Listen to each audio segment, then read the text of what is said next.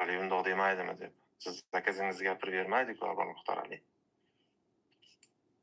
Yo'q aka, bundayda qarangda, bizda misol olaydigan bo'lsak agar, bironta domla bilan bahs qilishganini ko'rdingizmi misolda? Keyin Men sizga boshqa narsani aytyapman. Yoshingiz 23 ga kirgan, uylanmagansiz, qo'lingizda hunar yo'q, pul topmayapsiz. Yo bitta institut yo universitetni bitirmagansiz.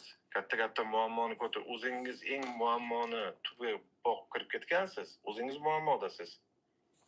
Boshqa muammoni ko'tarib yuribsiz. Shuni aytyapman. Assalomu alaykum rahmatullohi va barakatuh. Azizlar, qadrdonlar, yaxshimisizlar? Va alaykum assalom va rahmatullohi va barakatuh. Ustoz keling. Ramazoni sharif muborak bo'lsin. Chonchimay turibsizlarmi? Rahmat ustoz. Xo'p, endi saharlikkacha uxlamaydiganlar bor shekilli, ozgina suhbat qilay deb kirdim. YouTube'da ham mana jonli muloqot yoqib qo'ydim. Menda Facebook'imga kira olmayapman. Facebook'da muammo bo'lib qolgan. YouTube aktivlashdi. Xo'p,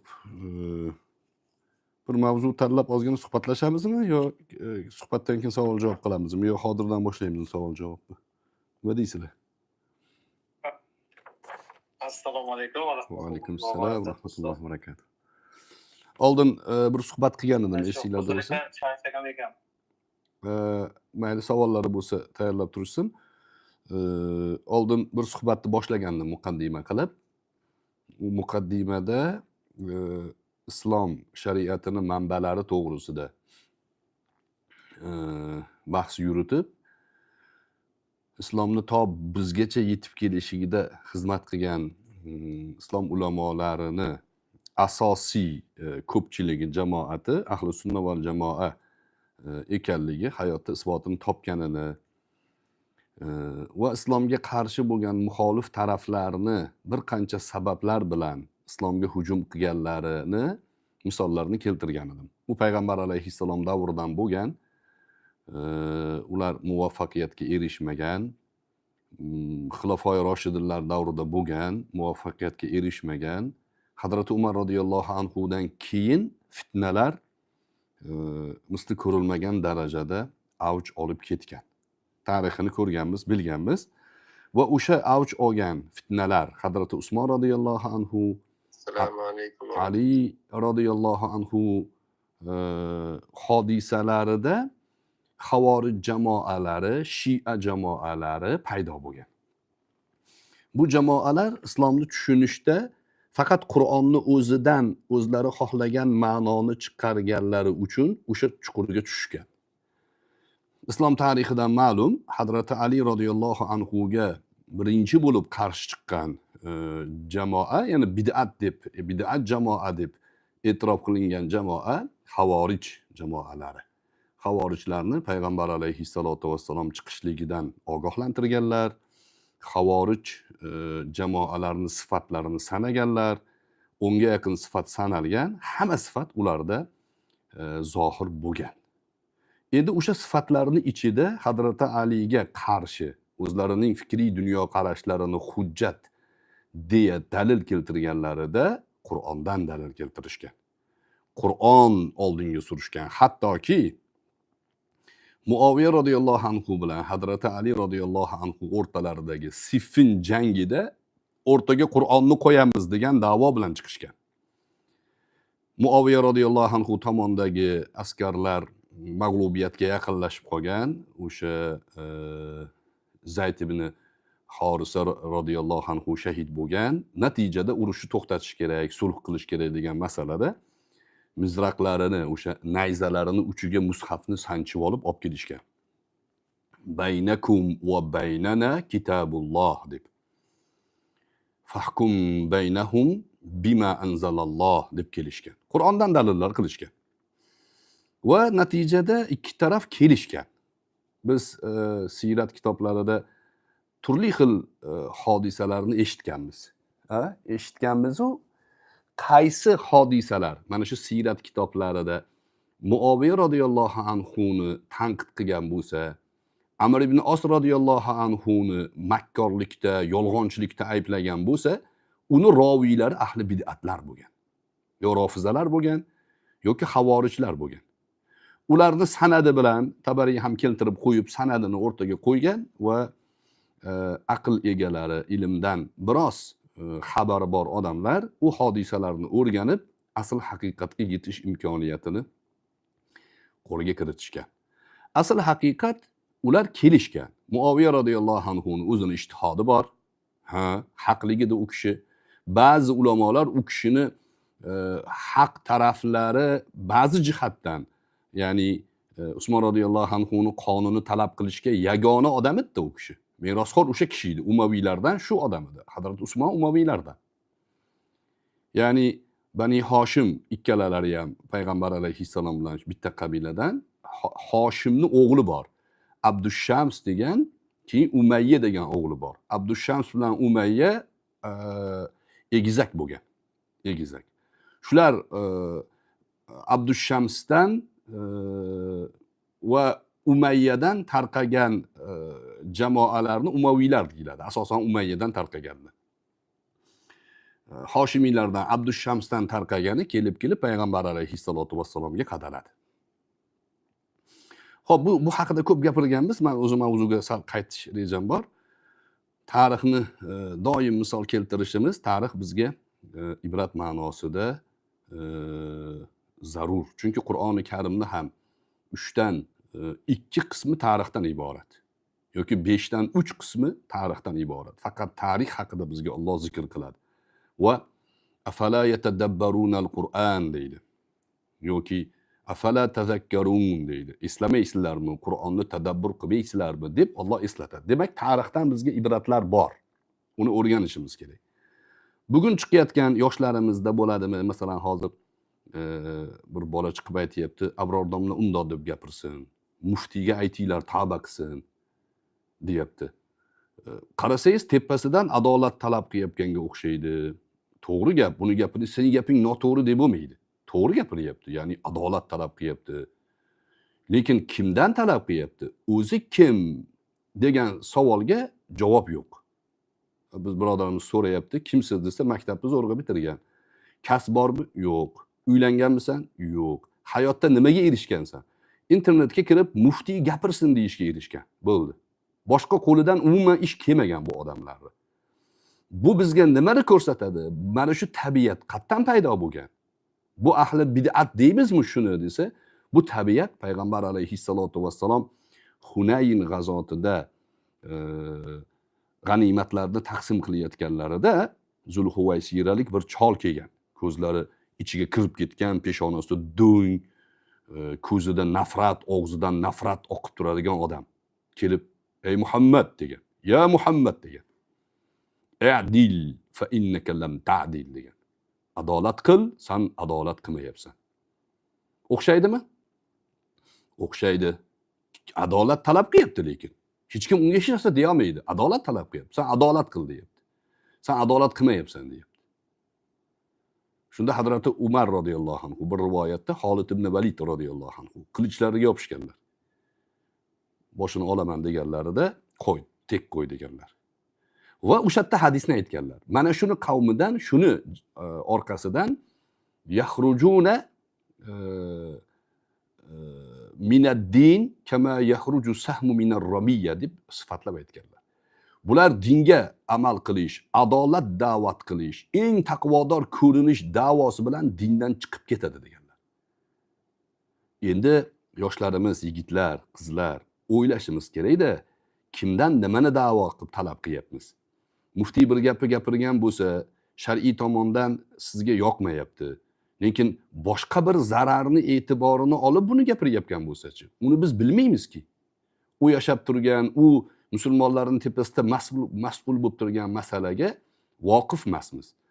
Agar qo'limizdan kelsa, kelib muftiy hazratni misol uchun deylik yoki boshqa bir imomning oldiga borib, masalani mohiyatini o'rgana olish imkon bo'lsa o'rganish kerak.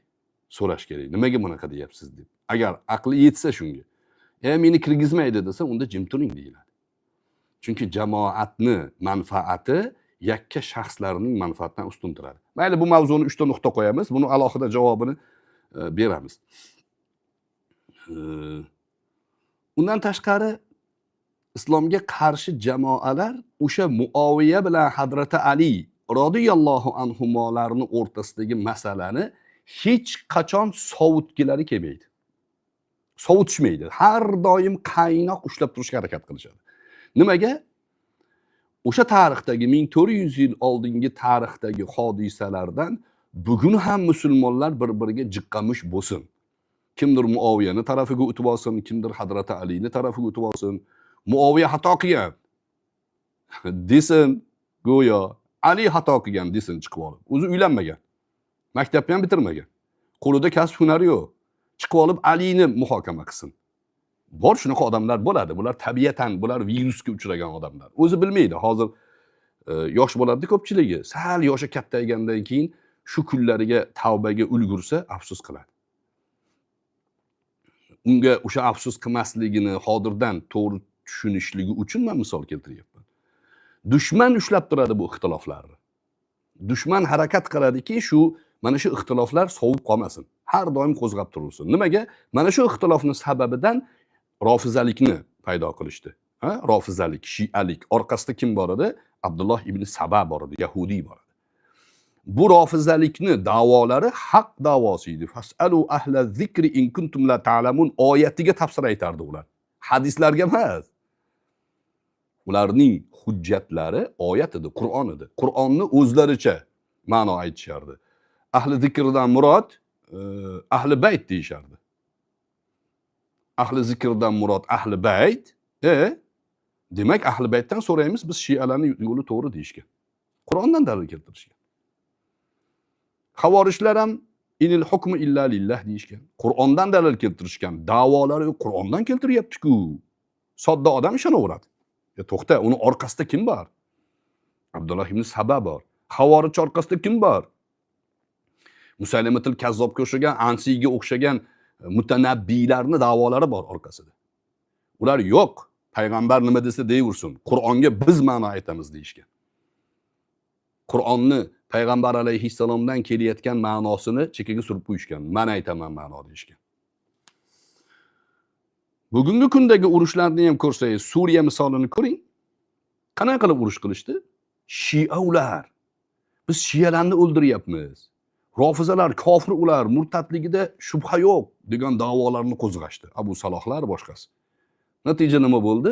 Suriya mustaqil davlatini xizmatini qilgan bo'lib chiqishdi. Hozir Suriya demokratik davlat qurildi. Ular aytayapti, Suriya manfaatlari uchun biz bundan keyingi ishlarimizni reja qilamiz. U umumbashariy jihad g'oyalari jim deyapti. O'zlari visir qilib najvo qilishayotganlarida, shipirlashib gaplashayotganlarida bordir umumiy jihad degan gaplari, islom davlati degan gaplari o'zlarining ichida bordir.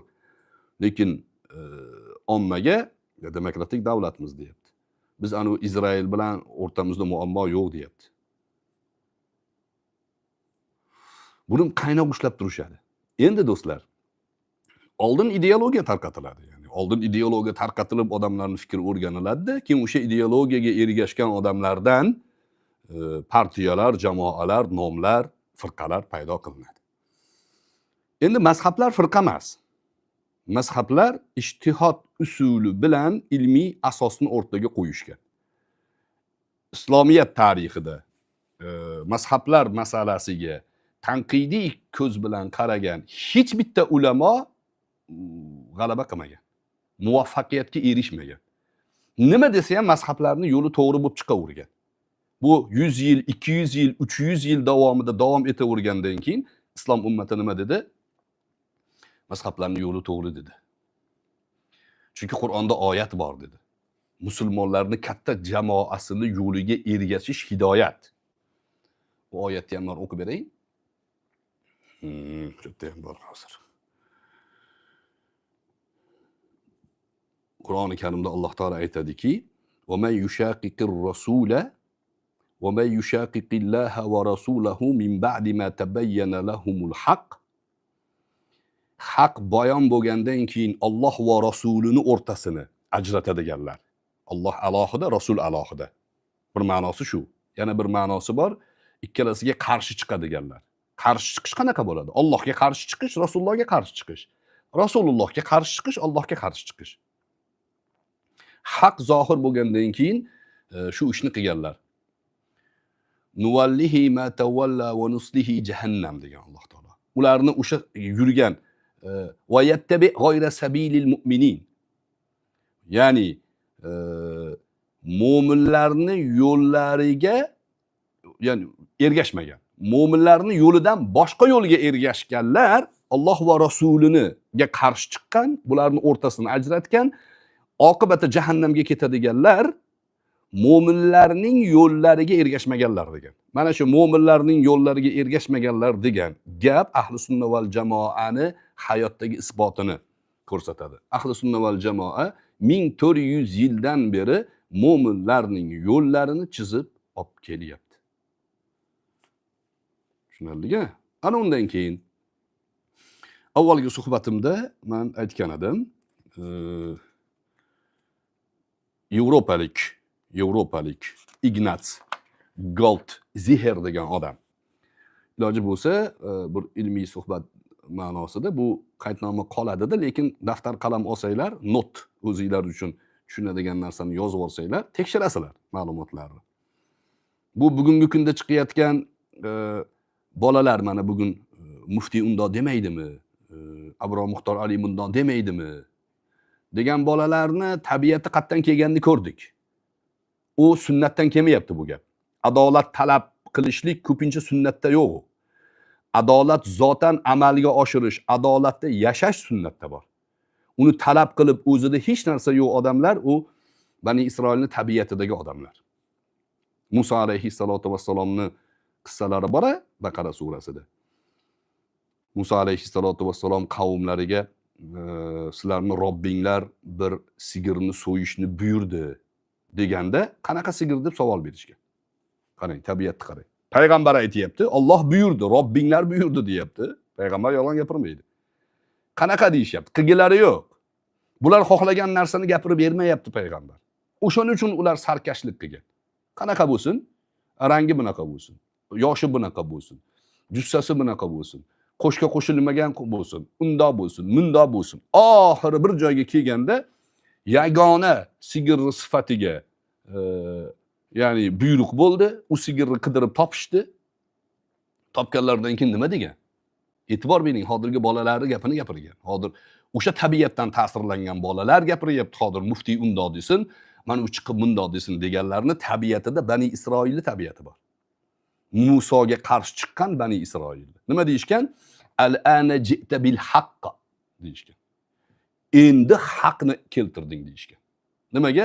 O'zlari xohlagan narsani talab qilib so'rab, ana endi biz xohlagan narsani haq, biz istagan narsa haq va o'shani endi aytding deyishgan.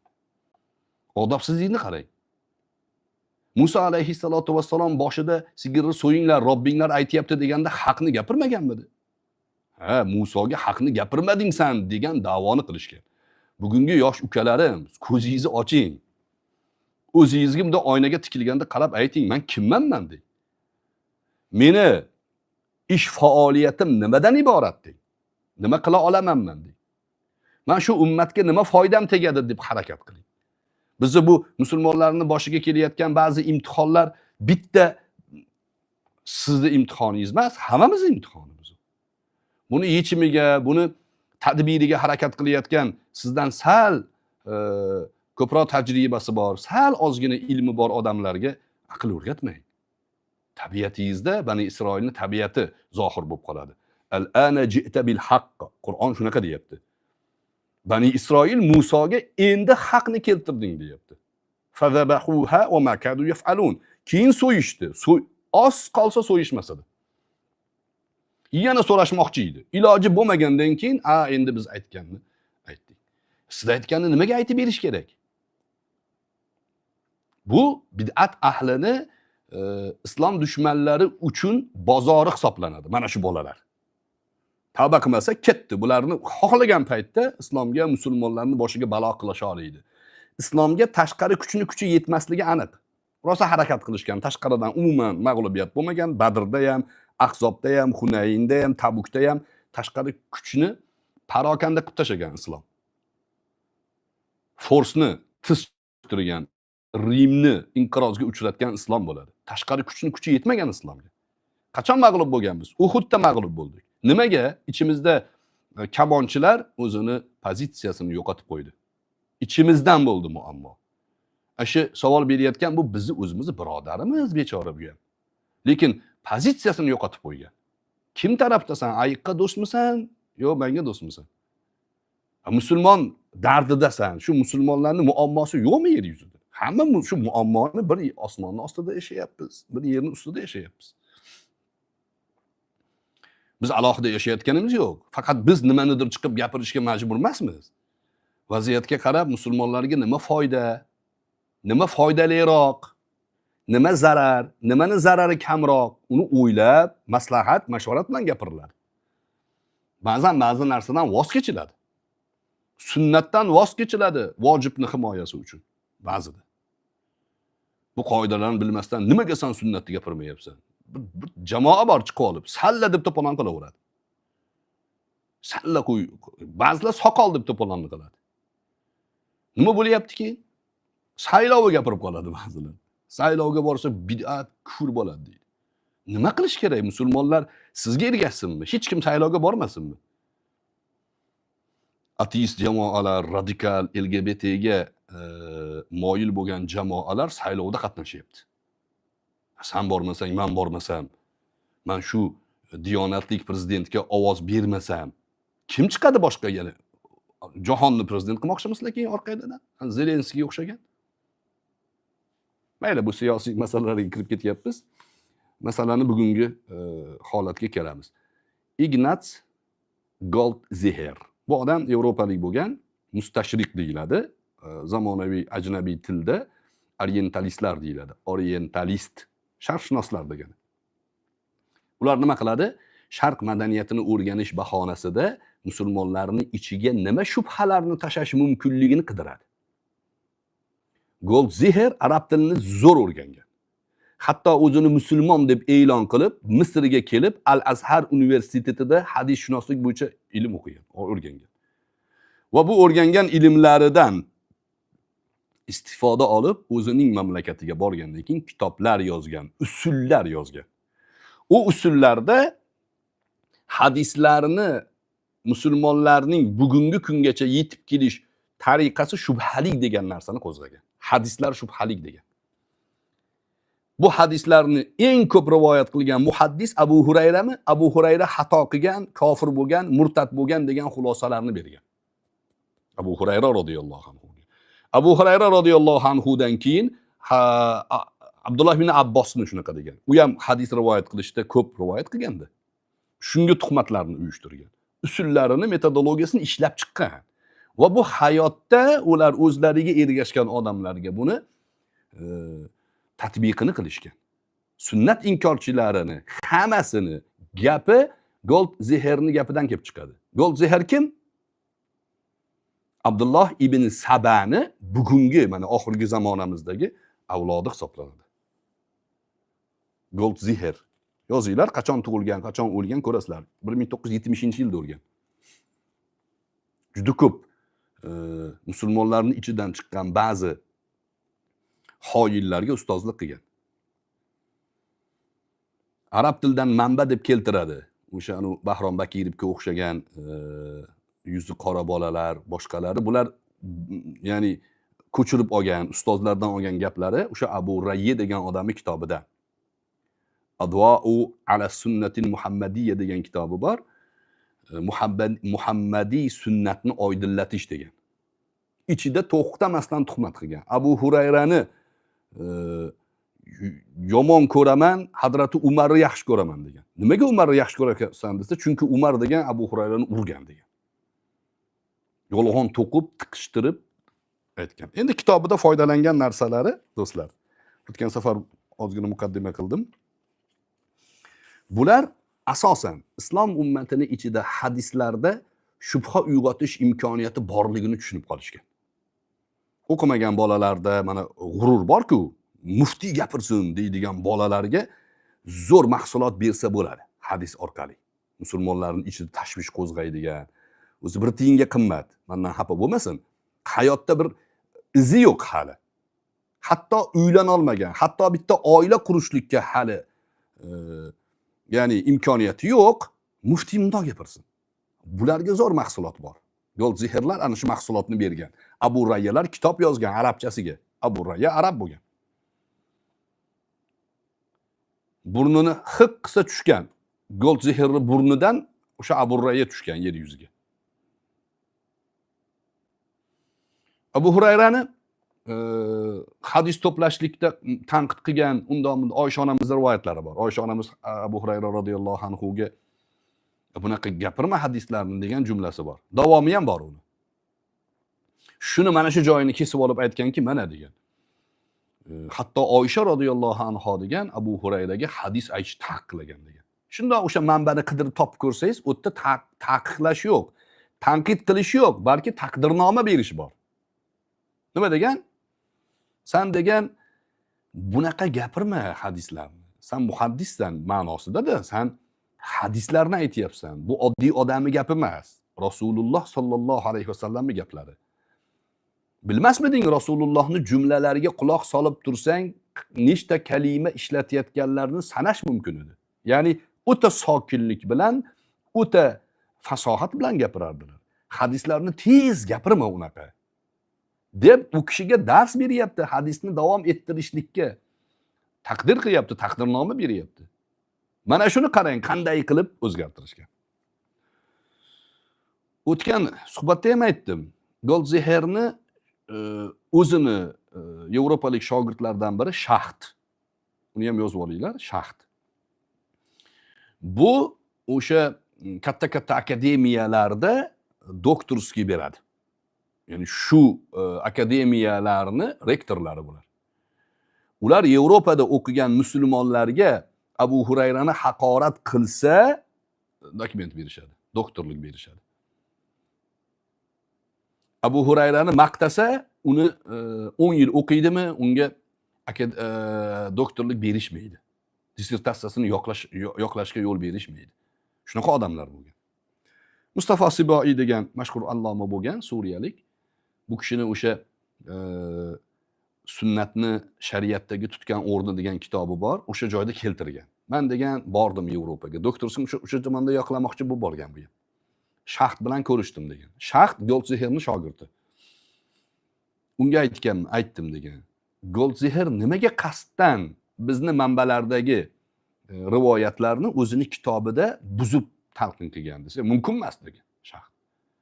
O'zini kabinetida degan kitobini olib ko'rsatdim degan. O'tgan safar aytdim men. Qarang, savolni qarang. Ibn Shihob az-Zuhri, Abu Hurayra sahobalardan ko'p hadis rivoyat qilgan bo'lsa, Ibn Shihob az-Zuhri hadislarni yozishlardagi birinchi odam. Islom tarixida hadislarni devon shakliga keltirishlikka uringan birinchi odam. U kishi xalifa Umar ibn Abdulazizning gaplarini aytgan. Ibn Shihob az-Zuhri aytganlarki, bizga amirlarimiz hadislarni yozishni buyurdi degan. Qaytaraman.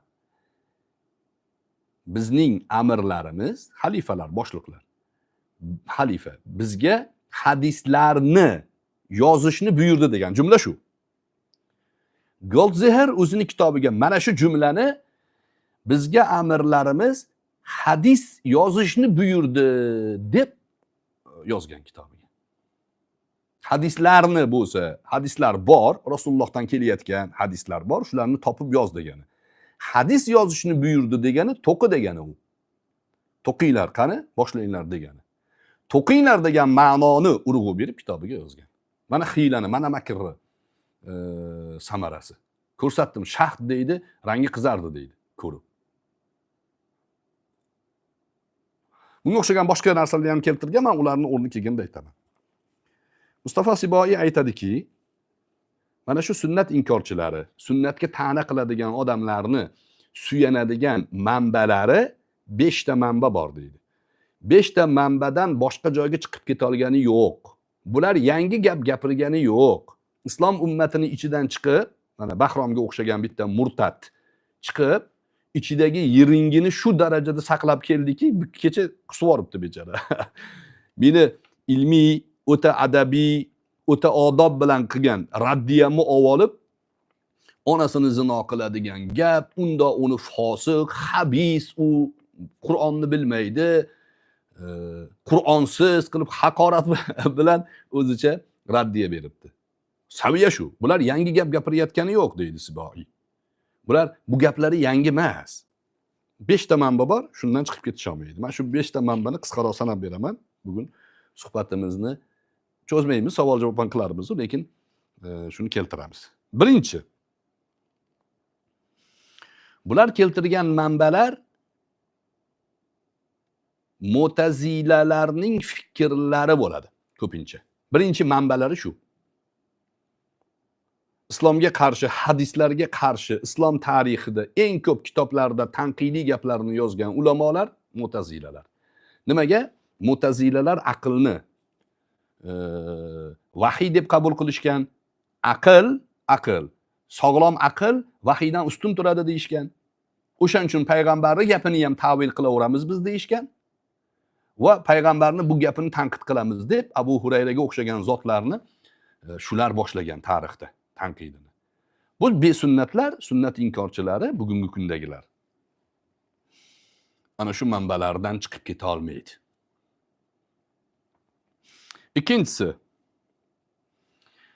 Ikkinchi manbalari o'sha haddan oshgan radikal rofiza, shialarning manbalaridan keltirishadi. O'zlari qidirib topa olmaydi. Masalan, Abu Hurayra haqlaridagi Hazrati Umar radhiyallohu anhuni harakatlari, Hazrati Umar haqlaridagi bularning gaplari, Muaviya radhiyallohu anhu haqlaridagi bularning fikrlari, shunaqangi nafratlari, hammasi Shia rofizalarini, o'sha qadimdagi radikal rofizalarning manbalarida kelgan. O'shalardan olib, mana falon kitobda deb ergashuvchilarini ko'zlarini shamg'alat qilishadi. Uchinchisi, bugungi kundagilar o'sha orientalistlarni kitoblarida kelgan gaplarga suyanishadi. Va bunda bularni g'ururi, bularni boshqalardan o'zini ustun qo'yishligi biz deydi Yevropa madaniyatidagi kitoblardan foydalandik degan g'urur bor. Yevropaga dinni moslab berish bor. Moslab berish. Qur'oni Karimda Alloh taolo o'g'rini qo'lini kes degan bo'lsa, bu kesish masalasi mahkama, sud, qozilarning ishida, lekin Qur'onda faqta'u aydiyahuma deb ochiq-oydin aytgan. Kes degan kalimani boshqalarga moslab berish uchun nima deydi? Bu ani yo'l to'sarlar ham birovi yo'lini kesadi-yu deydi. Masalan, oldingizdan bir mushuk kesib o'tadi-yu. Ana shu ma'noda deydi. Qo'lni kesmas, uni qo'lini o'sha o'g'irlik qilmaydigan qilib qo'y deydi. Mana shuna qiladi, harakat qiladi o'sha mustashriqlarga yoqish uchun. O'sha Yevropadan bir qanaqadir tamasi bo'ladi. 3-manbasi shu. 4-manbasi. Bular ishonchsiz adabiy asarlarga suyanishadi. Masalan, Hayotul hayvon degan kitob bor. Hayotul hayvonda u ajoyib, g'aroyib gaplarni gapirgan. O'sha joyda Abu Hurayra haqlarida bir tanqidiy gap ketgan bo'lsa, ana Hayotul hayvonda shunday fikrlar kelgan deydi. Bu shunbolada keltiradi-yu, go'yoki katta kitobdan gapirayotgandek. Abo Muslim sohibi Qur'on deb. Yo'q, ular ishonchli manba bo'lmaydi. 4-manba shu bularni. Bular Qur'onga ma'no aytar ekan, hadislarni tanqid qilar ekan, yuqoridagi 4 ta manbadan chiqib keta olgani yo'q. Yangi gap gapirgani yo'q. Xotirjam bo'ling. Buni isbotini, kelajakda ham isbotini ko'rsataman men. Alloh nasib qilsa, umrimizni berib tursa, haqqimizga duo qilib turinglar, birodarlar. Chunki umr omonat. Bu fikrlarni aytib qolish bizni hozir zimmamizda imkoniyatimiz tug'ilib turibdi, aytib turibmiz. Bularning fitnasi endi uyg'onyapti. Fitna uyg'ongandan keyin jim turish to'g'ri emas. Fitnadan ogohlantirib qo'yish kerak. Ogohlangan xalqimiz solishtirib oladi. Kimni raddiyasi qanaqa, kim haqorat qilyapti, kim badiiy uslub bilan javob beryapti, xalq solishtirib oladi o'zi. 5-si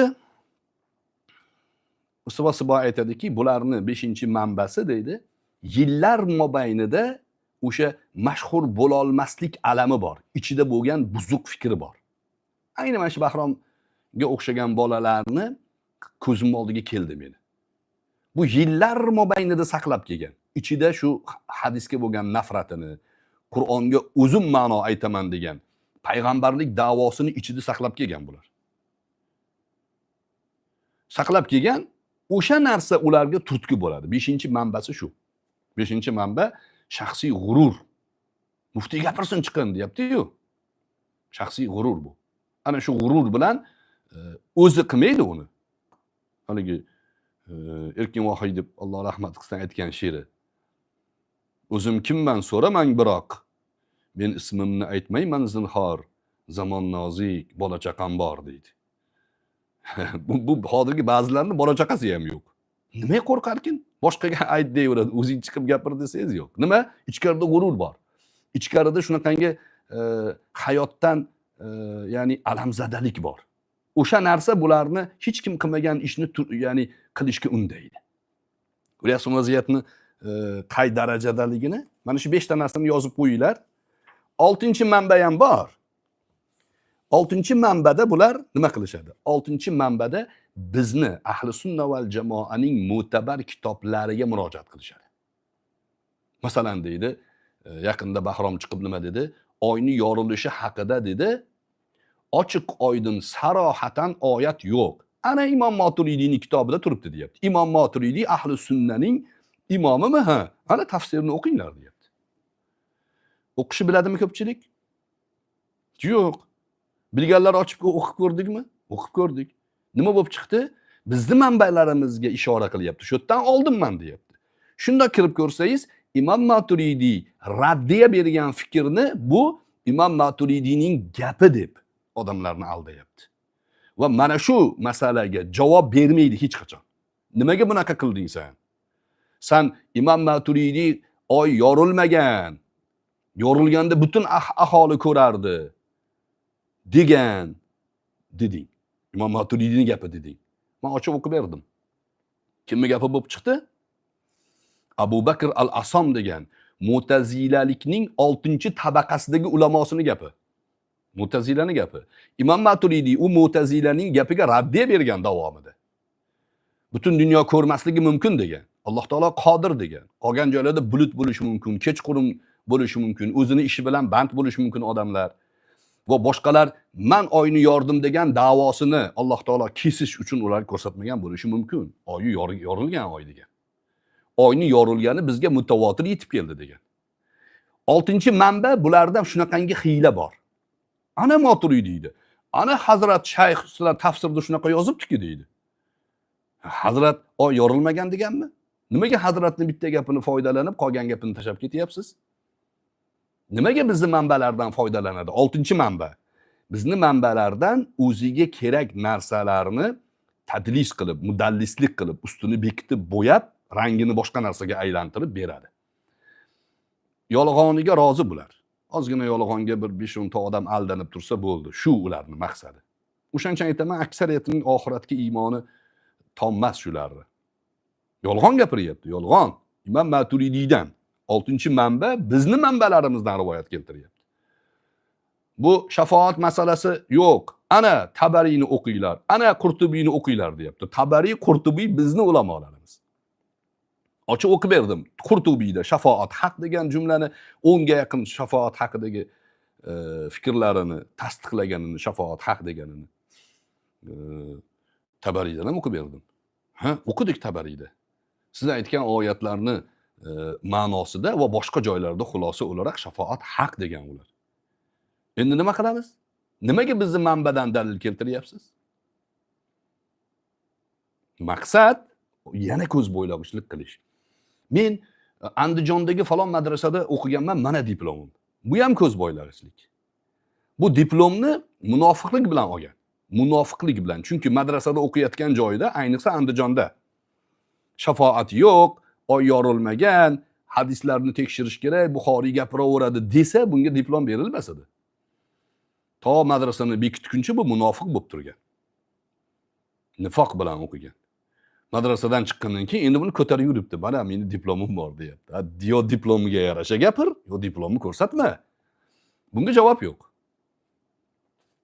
Tushunarliga 5 ta manbadan boshqaga ular suyanmaydi. Endi Mu'tazilalar kim? Islom tarixida Mu'tazilalar Havorishlardan keyin paydo bo'lgan. Mujassimalarga qarshi raddiya beramiz deb aqliy manbalarni Yunon Fors falsafalaridan ilm o'rganib, shu falsafani usuldan ustun qo'ygan odamlar. Ularda o'sha Sumoma ibn Ashros degani bo'lgan. Sumoma ibn Ashros musulmonlarni jamoatga namozga ketayotganini ko'rib, ana eshaklar jamoatga ketyapti degan. Musulmonlarga o'zini ichida nafrati bo'lgan. O'zini jamoasini ichida Qur'onni maxluq degan, Harun ar-Rashid chaqirtirib uni Sumoma ibn Ashrosni Qur'on maxluqmi deganda Allohning kitobi degan. Qiyomatda Allohni ko'rish bormi deganda bor, hattoki degan Ibn Burd ham ko'radi degan. Ibn Burd ko'zi a'mo odam, ko'r. Hatto Ibn Burd ham ko'radi degan. Deganda Harun ar-Rashid kulib olgan. Buni ya'ni bir askiya qilganiga yoqib qolgan. Va uni mana shunaqangi munofiqligiga aldanib Harun ar-Rashid saroyga buni olgan. Va o'sha saroyga mana shu Sumomi ibn Ashros degan bir munofiq Mu'tazilani sababidan Ahmad ibn Abu Duodga o'xshagan, Mirrisiga o'xshagan odamlar kirib kelgan keyin. Harun ar-Rashiddan keyin o'g'li Amin bo'lgan, Aminni qatl qilgan Ma'mun bo'lgan, Ma'munning davrida Mu'tazilalik avjiga chiqqan. Bular musulmonlarga zarar berishi bilan mashhur bo'lgan. Imom Ahmadni qamatib kaltaklatgan bular. O'zlari ya'ni bevosita Ma'munga, undan keyin Mu'tasimga Imom Ahmadni o'ldir deb targ'ib qilishgan. Ahli sunnaning sho'riga sho'rva to'kilgan. Taxminan 10 yil atrofida ahli sunna bosh ko'tara olmay qolgan. Eng mashhur muhaddislardan Imom Ahmadni do'sti hattoki Qur'on maxluq deb qochishga majbur bo'lgan. Imom Ahmad keyin gaplashmay qo'ygan shu odam bilan. Ibn Ma'in bilan. Ibn Ma'in shunaqa deyishgacha borgan. Shunaqa qattiq tazyiq bo'lgan. Bitta ahli sunnaning imomini o'ldirib osib qo'yib 6 yil osgan joydan olishmagan. Tarixni o'qisangiz do'stlar, bu din o'yinchoq yetib kelgani yo'q bizga. Ahli sunnaning ichida Imom Ahmadga shuning uchun ta'zim qilinadi. Islom ummatining ichida ikkita odamni oldida ummat qarzdor. Bittasi Abu Bakr Siddiq radhiyallohu anhuni oldida, ya'ni islomga shunaqangi shubhalar paydo bo'lganda ahli bid'at o'zini fikrini tiqishtirishi boshlaganda Abu Bakr Siddiq radhiyallohu anhu nuqta qo'ygan ularga. Ikkinchisi Imom Ahmad ibn Hanbal. Alloh rozi bo'lsin shu zotlardan. Jonim fido bo'lsin shu zotlarning matonatiga. Bular turib bergan. Imom Ahmadning jasorati bilan Mu'tazila yiqilgan, singan. Ana undan keyin islom ummati o'sha ahli sunna bilan davom etib kelgan bizgacha. Mu'tazilalar shunaqa nafrati bor odamlar. Endi ularni manbalaridan shug'ullar olib, o'shalarning manbalarini dalil qilib, hadislarni ishonsiz deyotgan odamni bilib olavering, saviyasi qaysi darajada. Xo'p. Endi rofizalarga suyanish, rofizalar Shia radikallarga suyanish masalasi ikkinchisi. Bu ham o'sha Havorij jamoasidan keyin ularni muqobilida Hazrat Alini tarafini olaman deb g'ulot, radikal bir jamoat paydo bo'lgan va ular Hazrat Alini qo'llab-quvvatlash uchun Muaviya radhiyallohu anhuni haqorat qilib hadislar to'qishgan. Va ularning to'qilgan hadislarini natijasida bizni muhaddis ulamolarimiz sahih hadis bilan zaif hadisni, to'qima hadisni ajratish usulini ishlab chiqishgan. Majbur bo'lishgan. Chunki kim nima desa olib ketaveradigan ahmoqlar yashamagan u paytda. Kim bitta hadisni gapirsa darrov so'rashgan. Man haddathaka hada deyishgan. Senga bu hadisni kim aytib berdi deyishgan. Shuning uchun majbur bo'lgan ular haddasana fulan an fulan, haddasana fulan an fulan deb. Va o'sha fulonlarni ko'rib, bu hadis ishonchli. O'sha fulonchilarning ichida bu rofiza mana u. Hazrati Ali haqida gapi bu bo'rttirilgan. Muoviya haqidagi mana bu odam Muoviyaga qarshi odam, uni maqsadi bor deyishgan. Bu tabiiy jarayon do'stlar. Hizb Tahrir bilan gaplashing, har qanaqa masalaga aylantirib turib xalifa deyaveradi. Hadislarning o'ziga buraveradi. Yaqinda ajoyib gap bo'ldi, bir aytib ketay. Buni kesib qo'yarsizlar balki. Bularning bir guruhi bor. Hizbiylarni. Bu ham ahli bid'at, mu'tazilalardan ta'sirlangan odamlar. Shularni amiri bor. Hozir Shvetsiyada yashaydi, namanganlik bola. Nomini esimda yo'q, Abu Halil degan. Dadasi chiqib turib, "Qayt o'g'lim, oq qilaman bo'lmasa" deb qattiq gapirdi ham. U bolalarga farqi yo'q, dada kerak emas ularga. Ularni siyosiy maqsadi dinidan ustun turadi ularni. Shuni qo'yishdi, u suhbat qilyapti. Men endi o'zimning nomim bilan kirsam, og'zim ochmaydi ular. Boshqa nom bilan kirsam, menga so'z berib qoldi. Keyin kirib aytdim men. Abu Halil dedim, "Men qiziq narsani kuzataman. Nimaga Hizb Tahrir jamoasi islomni da'vo qiladi, xalifalikni katta narsani da'vo qiladi-da, oddiy Qur'on o'qishni bilmaydi. Hozir dedim falon oyatlarni o'qiyapsiz. Ha? Yakun lahu nasibun minha degan oyat bor. Yakun lahu nasibun minha. Nimada o'qiyapti? Yakunu lahu nasibun minha deyapti. Yakunu lahu deyapti. Qur'onning umuman ma'nosini o'zgartirib yuboradigan shaklda buzib o'qiyapti. Nimaga bunaqasizlar? Sizlar dedim, xilofatni da'vo qilishdan oldin Qur'on o'qishni o'rganinglar yaxshisi. Ha, xato qilish mumkin, hamma ham xato qilishi mumkin. Lekin siz ya'ni hizbiylarni amiri sifatida, so'zchisi sifatida chiqib olib tayyorgarlik qilib, ya'ni kitobdan o'qib beryapti. Yozib olgan. Shu darajada savodingiz past. To'g'rimi shu? Javob bermadi. Men javob beraman dedi-yu, men nasihat qilib savol qilmasdan o'tkazib oldim. Keyin yana bittasi bor. Menimcha Afg'ondanmi, Tojikistondanmi, bilmayman qayerdan bitta Abu Palon degani bor. Sizlar taniysizlarmi yo'qmi? U endi Imom Muslimda bir hadis bor. O'sha kimning bo'ynida xilofat bay'ati bo'lmasa, o'lsa, johiliyat o'limida o'libdi degan hadis. Mana shu hadisga ko'ra deydi, xilofatni tiklash vojib deb qo'yadi. Bu hadisda unaqa gap yo'q. Bu hadisning sababi bor. Ya'ni qaysi hodisada aytilgan? Abdulloh ibn Umar aytganlar buni. Abdulloh ibn Umar Abdulloh ibn Muti' degan odamga aytganlar. Harra hodisasida. Harrada Madinaga yaqin joyda, Harra degan joyda Yazid, Muoviya radhiyallohu anhu ning o'g'li, Yazidga bay'at berish masalasi bo'lgan. Butun ummat bay'at bersa, ummat birlashadi. Ummatning birlashuvi ga qarshi kimdir yana xilofatni e'lon qilsa, uni o'ldiriladi ikkinchisini. Fadribu unuqahu deganlar. Ikkinchi xalifalikni da'vo qilganda bo'ynini kesinglar deganlar. O'shanda Abdulloh ibn Muti' Yazidga bay'at bermagan. Alohida jamoat bo'lib xilofatni e'lon qilaman deganda Abdulloh ibn Umar kelib aytganlar. Menga qara, payg'ambar alayhissalom hadislari bor. Xalifa bor baytda bay'at berish kerak. Bu hadis yo'q paytiga aytilgani yo'q, xilofatni o'rnat degani yo'q. Yazidni hammasi yomon ko'radi. Sahobalar ham bilgan Yazidni biroz maishatparast bo'lganini. Lekin birlik birinchi o'rinda turgan. Shuning uchun Yazidga bay'at berasan degan. Abdulloh ibn Muti'ga Abdulloh ibn Umar radhiyallohu anhu o'zlari kelib aytganlar. Rasulullohning hadislari bor. Muslim shuni keltirgan. Ana u hizbiy uni aytayapti-da, sababi ketdi chekkaga. Ha, deyapti, mana xalifani o'rnatishimiz kerak. Ha, buning javobini ayting desam, men bunga javob beraman deb turib, meni ovozimni bekitib qo'yib, Qur'onni noto'g'ri o'qishlik to'g'ri, uni to'g'rilashimiz kerak. Lekin Qur'onni to'g'ri o'qib, uni ma'nosini burganga undoq bo'lsin, mundoq bo'lsin, hadisga kelsak deb umuman javob bermadi. Savolimga javob bermadi. Sababini bilaman.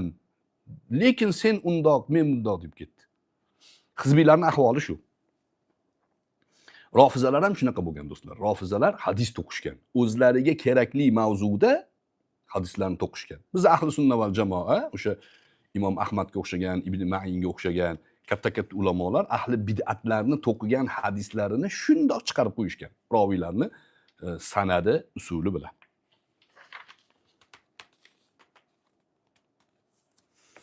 tarixdagi hodisalar haqida shialarni xulosasini eshitsangiz, Mu'tazilalarni, Bahrom Bakirovga o'xshaganlarning xulosasini eshitsangiz, ularni xulosasidan sahobalar payg'ambarimizdan keyin o'g'ri qaroqchiga aylanib ketgan degan tasavvurga borib qolasiz. Gapimni yozib qo'ying. Rofizalarni, Xavorijlarni, Bahrom Bakirovga o'xshagan murtad besunnatlarni o'sha tarix, Hazrati Muoviya radhiyallohu anhu davrlaridan boshlangan tarix, sahobalar davridagi tarixga aytgan xulosasiga yaxshilab quloq solsangiz, payg'ambar alayhissalom dunyodan o'tib, bular hammasi buzilib ketgan ekanda degan xulosaga olib boraveradi bular. Nimaga? Asl manbani kir qilib qo'ysa, asl manbani chekkaga surib qo'ysa, o'zlari oldinga chiqadi. Maqsadlari shunaqa bo'ladi. Lekin tarix haqida eng insofli, eng odobli, eng taqvo ehtiyotkor jumlalarni ahli sunna aytadi. Biz ahli sunna aytadiki, Muoviya islom ummatining mezoni deydi. Esdan chiqarmang. Muoviya radhiyallohu anhu islom ummatining mezoni. Kim shu kishini haqorat qilsa, ahli sunnadan chiqadi. Esdan chiqarmang shuni. Muoviya radhiyallohu anhuga, Abu Sufyon radhiyallohu anhuga eski qilib yurgan ishlari sababli qanaqadir ta'na qilib, bu mashnaqa edi, o'zi dindan chiqqan, dinga kirmagan degan gapni gapirsa, bular ahli sunnadan chiqqan g'ulotlar. Yo dindan ham chiqib ketgan bo'ladi, yoki ahli sunnadan chiqib ketgan bo'ladi. To'g'ri yo'ldagi odamlar emas. Chunki Muoviya islom tarixini mezoni. Payg'ambar alayhissalomning sahih hadis bor. Birinchi deganlar nubuvvat va rahmat bo'ladi deganlar. O'zlarining davrini aytganlar. Summa al-xilafatu va rahma deganlar. Keyin xilofat va rahmat bo'ladi. Summa mulkun va rahma deganlar. Keyin undan keyin podshohlik va rahmat bo'ladi deganlar. O'sha podshohlik va rahmat Muoviya radhiyallohu anhuga aytilgan. Chunki birinchi podshohlik Muoviyadan boshlangan. Ungacha xilofat bo'lgan. Hasan radhiyallohu anhu o'zlarining xilofat haqlarini kechib Muoviyaga berganlar. Urush to'xtatamiz deb. Xo'p.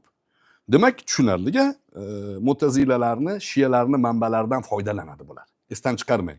Bularni hamma gapiga ishonib ketavermang. Bahromni ko'rsangiz, hamma ahli sunnatdagi asos bo'lgan aqidalarni ziddini gapirib chiqdi. Qabr azobi yo'q, sirot yo'q, shafoat yo'q, oy yorilmagan, Iso alayhissalom tushmaydi, Mahdi kelmaydi, hammasini gapirib chiqdi. 3 taloq degan narsa yo'q, taloq qilib bo'lmaydi xotinni. Qancha xotin taloqlarga yo'l topib beryapti o'zicha. Nimaga? Bunaqa odamlar bor-da yo'l qidirib yurgan. Do'stlar, 3 taloq tushgan bo'lsa, u butun dunyoni allomasi ham u 3 taloqqa yo'l topsa, yo'l halol bo'lib qolmaydi. Ilmiy asosga suyangan bo'lsa, unda uni bo'ladi. Fatvo bo'limi ilmiy asosga suyanadi. O'shaning uchun fatvo bo'limiga aytiladi. O'sha yoqqa boringlar deydi. Bahrom Bakirov kim? Bu munofiq. Madrasada munofiqona diplom olgan. O'sha davrlarda ham sunnat inkorchiligi ichidagi hayotdan xafalik bo'lgan, oshkor qilmay yurgan. Menga shunaqa telegramalar qilgan ustoz deb. Endi hozir abror deb boshlabdi. Nimaga? Meni gapirsa, bularda ko'rish ko'p bo'ladi. Ko'rilish ko'p bo'ladi. Tilamchi bo'lar, gadoy bo'lar. Meni qo'shsa, ko'ring videolarni. Men qo'shilgan videolar trendda turibdi. Buni videolarning ichida. 101 mingcha Kamol bilan bo'lgan suhbat bor ekan, men reklama qilganim uchun. Demak, o'zini suhbatlarini ko'ring, 450 ta 1000 taga borib 2000 3000 ga borib bormagan. Munofiq odamlar. Xo'p. Shu joyda to'xtatamiz, do'stlar. O'sha davom bor, 3 ta nuqta qo'yamiz. 1 soatga yaqin bo'libdi. Bularni, demak, zerikib qolmadinglarmi? Bularni sunnat inkorchiligi, bid'at jamoaga tushishligida manbalari yangi emas. Yangi gap gapirayotgani yo'q bular. Qadimda bo'lgan bular. O'shaning uchun ularga qarshi mujodala bo'lgan, o'shaning uchun ularni o'z davrida nuqtasini qo'yilgan. Ulamolar ularga qarshi kitoblar yozishgan, bizni qo'limizda turibdi u manbalarimiz.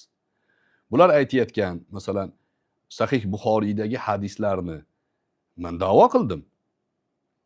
Birorta hadisni Qur'onga zid ekanligini isbotlab bersanglar qo'l ko'taraman. Faqat yuzma-yuz gaplashamiz. Men Buxoriyning sahih to'plamida kelgan hadislarni Qur'onga zid emasligini isbotlab beraman. Mubolag'a qilib aytdim. Men o'g'limdan yaxshi taniyman Buxoriyni. Men isbotlab beraman, qarshida turibman. Bu yana bir kichkina talabaman men. Biz orqamizda qancha ulamolar bor, ular gaplashmaydi bular bilan. Berolmaydi, yuzma-yuz kelolmaydi. O'sha orqadan shu haqorat qilib, bizni haqorat qilyapti deb prosmotr yig'yapti. Xo'p, qisqaroq shu yuqorida aytgan shaxslarni o'rganinglar. Abu Rayya, Mahmud Abu Rayya degan odam, bu musulmonlarning ichidan chiqqan Bahrom Bakirovni dadalariga o'xshagan odam. Goldziher, Ignats Goldziher musulmonman deb bir anaqada o'qigan Azharda, keyin chiqib borib usul yozgan. Shaxt uni shogirdi. Bular haqida Mustafa Siboiyning mana shunaqangi ajoyib ilmiy haqiqatlari bor. Men uni sekin-sekin yana isbotlari bilan keltiraman, nasib bo'lsa, umrimiz yetib tursa. Qisqaroq shu, endi xo'p desanglar, savol-javobga o'tamiz. Saharlikkacha baribir bekor o'tiribsizlar ekan. Xo'p. Ustoz, Nima? bitta eslatma qilay dedim sizga. Yaqinda kirganda Bahrom Bakirov kazobligi ustoz kiraman deb gapirib esingizda bormi? Bir hafta endi bunaqa gapiryapti-da, bularga bo'laverar ekanda. Yo'q, yuzma-yuz gaplashishlikka bularni aqli yetmaydi. Masalan, Bobomurod Abdulla ham qo'rqib turadi shu. Savol bergan odamlarni darrov bloklaydi. Bular o'zi tushunib olgan narsasini Qur'on deydi. Alloh shunaqa deyapti deydi. Yo'q, sen shunaqa tushunib olgansan. Sen tushungan narsani Alloh shunaqa dedi deyish u katta narsa. Uni sanadini bog'lab berish kerak Rasulullohga. Alloh shunaqa dedimi? Ha, mana shu oyatdan shu ma'no bormi? Ha, qayerda aytgan buni? Ibn Abbosga bog'lab bersin bizga. Uni bog'lab bera olmaydi. Men shunaqa tushunyapman deydi. Zikr haqida gapiribdi. Uni ham o'rni kelganda aytaman, hozir mavzu cho'zilib ketmasin. Zikr haqida keyin masalan, men aytayapman, biz masalan ahli sunna val jamoa aytamizki, Qur'on manba. Qur'onni inkor qilmaymiz. Bu nima deyapti? Qur'onsiz mulla deyapti meni. Biz Qur'onni hech qachon inkor qilmaymiz. Qur'on birlamchi manba, vahiy bu. Qur'on birlamchi manba. Alloh taolo biz Qur'onni muhofaza qildik demagan. Zikrni muhofaza qildik degan. Tafsirda Qur'on deyishgan. Qur'on deganda ham uni ma'nolarini muhofaza qildik demaydi shu oyatda. Zikrni muhofaza qildik deganda Qur'on deb tafsir aytgan ulamolar Qur'onning harfma-harf tilovatini muhofaza qildik degan ma'nosi deyishadi. Shu yerda Qur'on deyilsa shunaqa deyiladi, lekin zikrni shariat ma'nosi ham bor. Shariat ma'nosini qo'ysangiz, Alloh o'sha zikr bilan shariatni ham muhofaza qilgan bo'ladi. Shariat, Qur'on, sunnat, ijmo, qiyosdan iborat. Bu g'oyri sabilil mu'minina tuvallihi ma nuvallihi ma tawalla va nuslihi jahannam oyatida mo'minlarni yo'lidan boshqa yo'lga ergashganlar, ahli sunnadan, jamoadan chiqqan odamlar ular. Bahrom Bakirovlar o'zi xohlagan gapni gapiradi. Lekin zikr shariat ekanligini, to'rtta manba ekanligini mo'minlarning yo'li isbotlab kelyapti bugungacha. Nimaga Abu Hanifani hech kim esdan chiqara olmaydi? Nimaga Imom Shofiiyni haq deyveradi? Bu mo'minlarning yo'li. Bu yo'lga ergashmaganlarni Alloh taolo nuvallihi ma tawalla va nuslihi jahannam degan. O'sha yo'liga yo'lab o'zini jahannamga tushirib olamiz degan. Mo'minlarning yo'li. To'rtta manba shu. Qur'onni manba deymiz biz. Endi zikrdan ko'zlangan murod shariat ma'nosi ham bor. Zikrdan ko'zlangan maqsad nima? Shariat ma'nosi ham bor. Alloh taolo aytadiki, Toha surasi adashmasam, "Va man a'rada an zikri fa inna lahu ma'ishatan donka" deydi. Kim mening zikrimdan yuz o'girsa, unga tang hayotni beramiz deydi. Tang hayot bo'ladi. Shu yerdagi zikr shariat. Kim shariatdan yuz o'girsa, hayotida torlik, tanglik bo'ladi. Shariat degani qonun degani o'zi. Qonundan yuz o'girgan odamni haqiqatda yuragida siqilish bo'ladi. Qisqa misollar aytay sizga. Mashina haydaganingizda e'tibor berib ko'ring, qiziliga to'xtab, palasani bosmay, xotirjam yursangiz maza qilasiz. Qizildan o'tib ketaman desangiz, sariq bo'lganda bosib o'tib ketaman deb qizilga tushib qolsangiz, boshqa qoidalarni buzsangiz, yuragingiz siqiladi. Qonunga xilof ish qilgan odam yuragi siqiladi. Zikrdan murod shariat. Mana oyatda o'zida turibdi. Oyatni oyat bilan tafsir qilish kerakmi? Ha. Inna nahnu nazzalna zikra degandagi zikr va man a'rada an zikri. Bu ham zikr. Kim mening zikrimdan yuz o'girsa degani shariatimdan yuz o'girsa degani. Xo'p. Yana bittasi bor, shuni aytib qo'ya qolay. Hozir.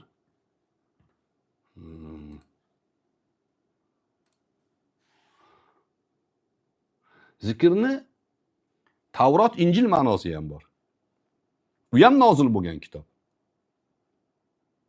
Zikrni Tavrot, Injil ma'nosi bor. Alloh taolo fas'alu ahla zikri in kuntum la ta'lamun degan. Qaysi sura? Nahl surasi 43-oyat. Bu yerdagi zikrni ma'nosi Tavrot va Injil ekanligini qatdan aytyapsan? Senga Alloh aytdimi? Senga vahiy bo'ldimi desa, yo'q, biz san'atdan aytyapmiz. Buni men aytmayapman, abrori gap emas bu. Zikrdan ko'zlangan murod bitta ma'nosi Tavrot va Injil. Kim aytgan buni desa, buni Mujohid ibn Abbosdan rivoyat qilgan. Aytganki, annal murod bi ahli zikr huna ahlul kitob degan. Mujohid ibn Abbosning shogirdi. Ibn Abbosning deyarli barcha tafsiri Mujohid orqali keladi bizga. Yolg'onchi chiqarchi bor, Mujohid bilan gaplashib ko'rchi. Fas'alu ahla zikri, ya'ni ahli kitob ma'nosi. Inna nahnu nazzalna zikra Qur'on desak, zikr-ku. Tavrot bilan Injilni qiroati himoya qilinganmi? Yo'q. Demak, bu yerda qiroat haqida gap ketyapti. Qiroati himoya qilingan Qur'onni. Ma'nosi hadislar bilan himoya qilinadi. Shariat himoya qilgan uni. Ya'ni shariatni himoya qilgan. Yana bitta ma'nosi bor zikrni. Zikrdan ko'zlangan maqsad namoz, farz qilingan namozlar. Qur'onda oyat bor. Rijalun la tulhihim tijaratun va la bay'un an zikrillah. Shunday rijollar, erkaklar bor, ularni Allohning zikridan tijorat ham, savdo ham to'smaydi.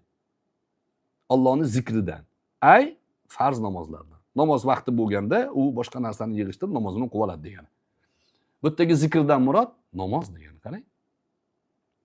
Faqat Qur'on deb o'zini g'oyasini qo'llab-quvvatlash uchun ma'noni toraytiryapti. Zikr Qur'on deyapti. Ha, Hazrat Qur'on degan, lekin Hazrat sunnat ishonchsiz demaganda. Bu yerdagi Qur'on degandan maqsad tilovati Qur'on degan.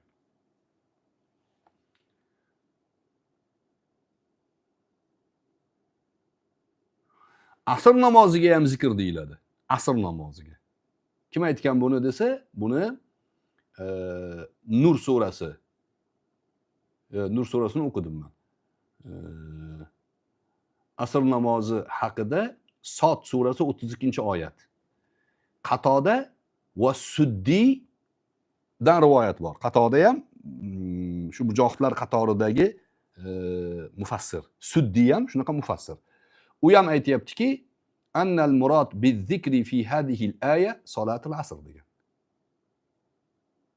O'tda nima degan? Faqala inni ahbabtu hubbal khayri an zikri robbi degan. Sulaymon alayhissalatu vassalom otlarni tomosha qilib namozga kechiktirib qo'yganlar. Va hammasini qurbonlik qilganlarda aytganlarki, menga mana bu dunyo matolari Allohning zikridan to'sdi degan. Ya'ni asr namozidan to'sdi degan. Zikr ma'nosi namoz ma'nosi ham bor ekan.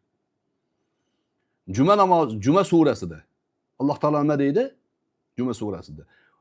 Va idza nudiya lis-salati min yawmil jum'ati fas'au ila zikrillah deydi. Qachonki juma kuni namozga chaqirilsa, nima qilinglar? Qachonki namozga nido qilinsa, fas'au ila zikrillah. Allohning zikriga shoshilinglar. Ya'ni juma namoziga. Zikrdan ko'zlangan juma namoziga.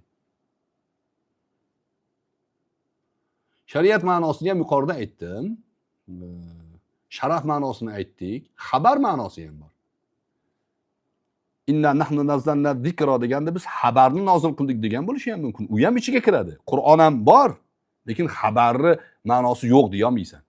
Xabar ham kiradi. Xabar Rasulullohning hadislari bo'ladi. Chunki xabar ma'nosini boshqa oyatdan ko'rishimiz mumkin. Qur'oni Karimda Anbiyo surasi 24-oyatda Alloh taolo aytadiki: "Haza zikru man ma'iya va zikru man qabli." Bu Qur'on. Men bilan birga bo'lganlarning xabarini va mendan oldingilarning xabarini beradi. Zikr deyapti Alloh taolo. Hada zikru man ma'iya deyapti. Bu zikr. Qur'on mana shu men bilan birga yurganlarning xabarini beradi. Xabar ma'nosi bor zikrda. Endi xabarlarni ko'ring. Nuh qala Nuhur sur oyatlarda keladi. Va qala Musa. Va qala Harun. Va qala Lut. Qala Ibrohim. Bularning birortasiga Qur'on nozil bo'lmagan. Ularning qolalarini, ular aytgan gaplarini Qur'on bizga zikr qilyapti. Nima ekan? Ularning hadislari vahiy ekan. Payg'ambar alayhissalomning hadislari vahiy emasmi?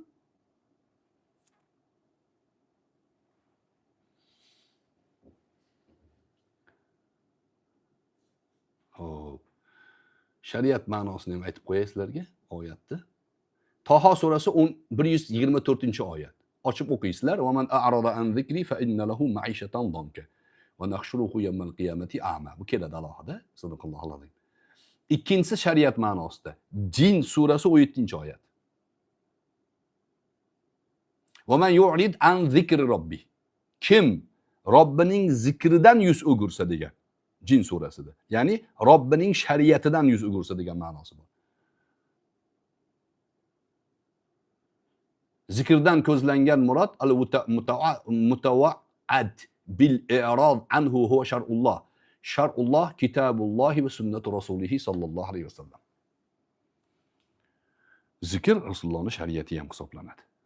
Xo'p, bu ham tahlil bo'lib qoldi bahonada. Xo'p, savollarga o'tamiz endi. Ochayam ustoz. Aha. Bahrom Bakirov haqida.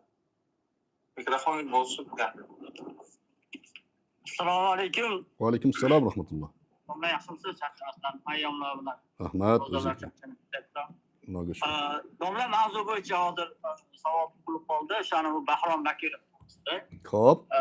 Yuqorida ta'kidlab o'tdingiz, ana u gol sehir, ya'ni o'sha musulmon ko'rinishida alohida o'qib kelgan o'zi anaqa qilgan deb, ya'ni Rasululloh yozgan dinga qarshi. Xo'p.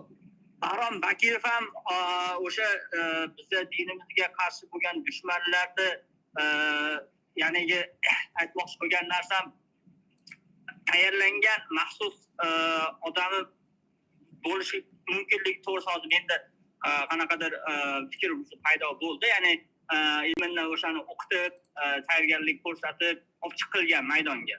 Yo'q, unaqa emas. Yo'q, unaqa emas. Keyinchalik bu buzilganmi fikri? Yo'q, bunaqa emas. Bular juda arzon odamlar. Bular chiqib turib shuni nimadir natija ko'rsatsa, keyin bularga stavka qilishadi. Bular o'zini pirlavkaga qo'ygan odamlar. Shunaqa sotib oladigan bormi deb chiqyapti bular hozir. Hozir butun boshli, masalan, yer yuzida taxminan deylik 2 milliardga yaqin musulmon bor. 2 milliardga yaqin musulmonni ichida 70% Hanafiy mazhabida. Tasavvur qilyapsizmi? 70% ni hisoblab ko'ring, qancha bo'ladi? Ha? 1 milliard 400 ming bo'ladi taxminan. To'g'rimi? 2 milliarddan 1 milliard 400 ming musulmon Hanafiy mazhabida. Qolgan 25% yoki 20% Shofiy, Maliki, Hanbali mazhabida. 90% ga yaqin musulmon yer yuzida mana shu ahli sunna val jamoaning yo'lida kelyapti. Endi 10% atrofida rofiza shiyalar yoki oddiy shiyalar bor, rofizalari bor va bu Bahrom o'zbek zabon musulmonlarning ichida foizga kiradimi yo'qmi? Masalan deylik, 40 million musulmon bor deng o'zbek zabon, o'zbekcha gaplashadigan. 50 million bor taxminan. Boshqa joylarni hisoblasangiz ham. 40 millionni hisoblab ko'rdim. Bular 3 kishi. Bobomurod Abdulla, Bahrom Bakirov, Kamol Yo'ldosh. Bu 3 kishi 40 millionni ichida 0,00075 ekan. Ya'ni yo'q bular. Shunaqa arzon, shunaqa chang to'zon odamlar bular. Nima qilishyapti? Hech kim aytmagan gapni gapirishyapti. Buxoriyni pedofil deyapti. Buxoriyni Imom Buxoriydek ulug' zotdi. Ya'ni yuqorida aytganim 90% musulmonlar, mo'minlarning yo'liga ergashgan musulmonlarni imomini nima deyapti? Galiboy deyapti. Bachchavoz deyapti. Bu jur'at nima uchun? O'zini sotish uchun. Hech kim aytmagan gapni gapirib, odamlarni jalb qilish uchun. O'sha videolar ko'proq ko'rilyapti. Nimaga xaridor chiqib qolarmikin? Chunki real hodisani ko'rdik. Oddiy bizning qadriyatimizga aloqador. G'azal mulkining sultoni Navoiy haqlarida shunaqangi buni Galiboy deb maqola yozib bering deb buyurtma bergan odamlar katta pul taklif qilishgan. Hodisa hayotimizda boshimizdan o'tgan bu. Bular o'sha narsalarni eshitmagan deb o'ylaysizmi? Bu pul taklif qilgan odamlarni tanimaydi deb o'ylaysiz bular. Juda yaxshi taniydi. Endi bularga ular endi qanaqa muomala qiladi o'zi biladi, lekin bular o'ta arzon odamlar. Xalqning ichida o'sha hayotdan nafrati ham shundan bulardi. Hayotdan xafa. Nimaga? Bu o'rni yo'q odamlar. Hizbiylarni ham mendan xafa bo'ladi ba'zilari, birortasi yo'q o'rni bor. Hayotda bir o'rin egallamagan. Bir ummatga bir yordamim tegadi degan bir harakati bo'lmagan. Imom Buxoriyda bir kampir hikoyasi bor radhiyallohu anhu. O'sha masjiddagi barglarni yig'ib yurganligi uchun payg'ambar alayhissalatu vassalom ko'milgan bo'lsa ham janozasini o'qiganlar qabrining ustida. Hurmati e'tibor. Nimaga? Ummatga yordami tegdi o'sha. Hech yo'q. Hech yo'q. Imomlarimiz nima xizmat qilyapti masjidlarda o'ylay?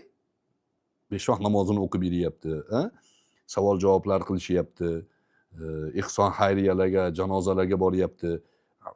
Qo'lidan kelgan harakat qilyapti. Nimadir shu xizmati bordi shuni ham. Bulari yo'q. Bular qolib ketgan zamondan xafa odamlar. Buni ya'ni javobini chiqarish uchun shu yo'lni tanlashgan. Bular hozir Pirlavkada turgan holat. Bularga kimdir pul tikib oldindan tayyorlab chiqarib anaqa qilgani yo'q. Ergashayotgan odamlari ham ko'p deb o'ylamang. Hech ham ergashayotgan odam yo'q. Aql raso odam yo'q ichida. Bularning videosini, kommentar izohlarini ko'rsangiz, izohdagi haqoratdan boshqa gap yo'q. Mana qarang. Ozoda Rustamova degan profil. Ozoda Rustamova ayol kishi. Bahrom Bakirovning profilida yozyapti. Abrorni itardingiz lekin deyapti. Kinoya bo'lgani uchun aytib o'raverdim, lekin haqorat bu. Ayol kishi shunaqa yozishi mumkinmi? Mumkin. Bularning anaqasi shundan iborat. Endi bunga o'xshagan haqoratlar ko'p.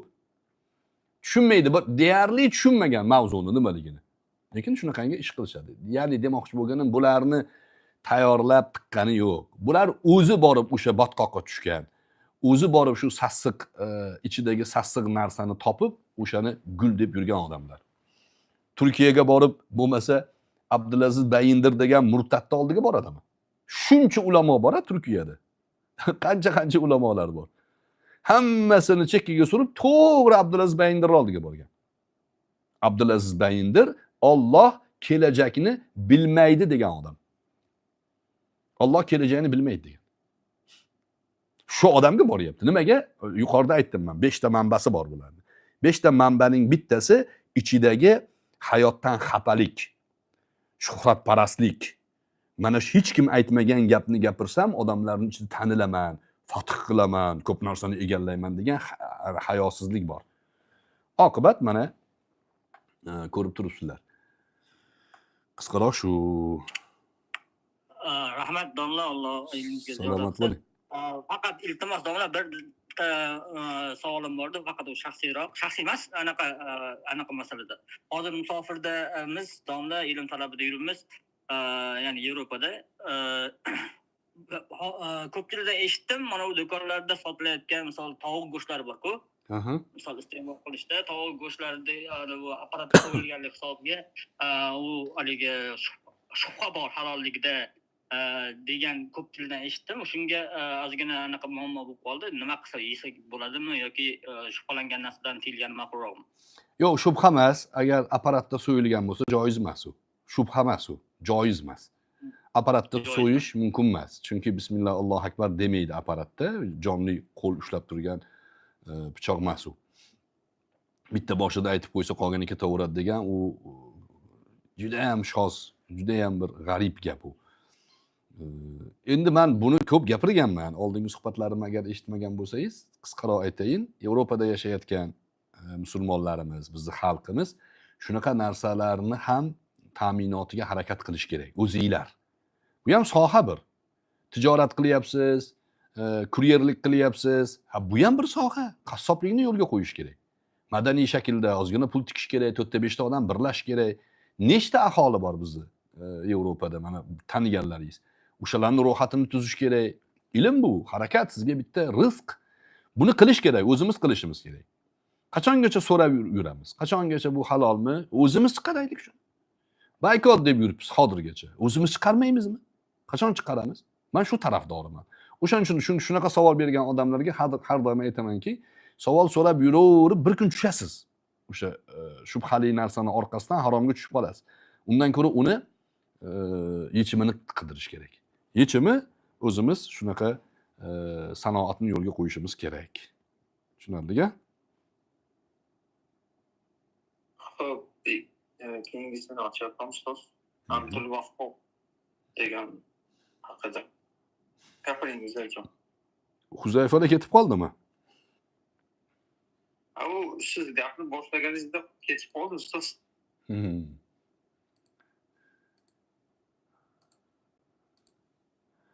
Assalomu alaykum, qora aka, charchamayapsizmi? Va alaykum assalom, rahmatulloh, rahmat. Qora aka, o'sha xavorijlar haqida edi. Bizada o'sha Muhammad ibn Abdul Vahhobni musulmon deb qaraladimi yoki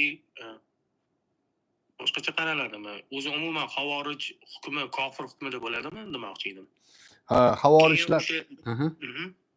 Davomida tavhidni 7 ga bo'lish haqida 7 ta sharti bor deb chiqarishyapti.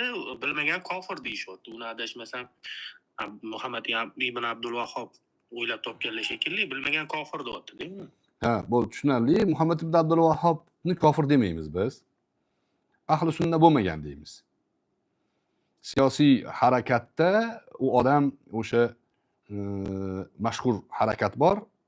Yevropa, Angliya asosan juda katta josuslarni O'rta Sharq, shu arab diyorlariga josus qilib jo'natgan. O'sha eskitdan bor bu narsa. Mana bu Goldziherlar ham o'sha davrlar odamlari. O'shalardan natijalardan chiqqan odamlar bular.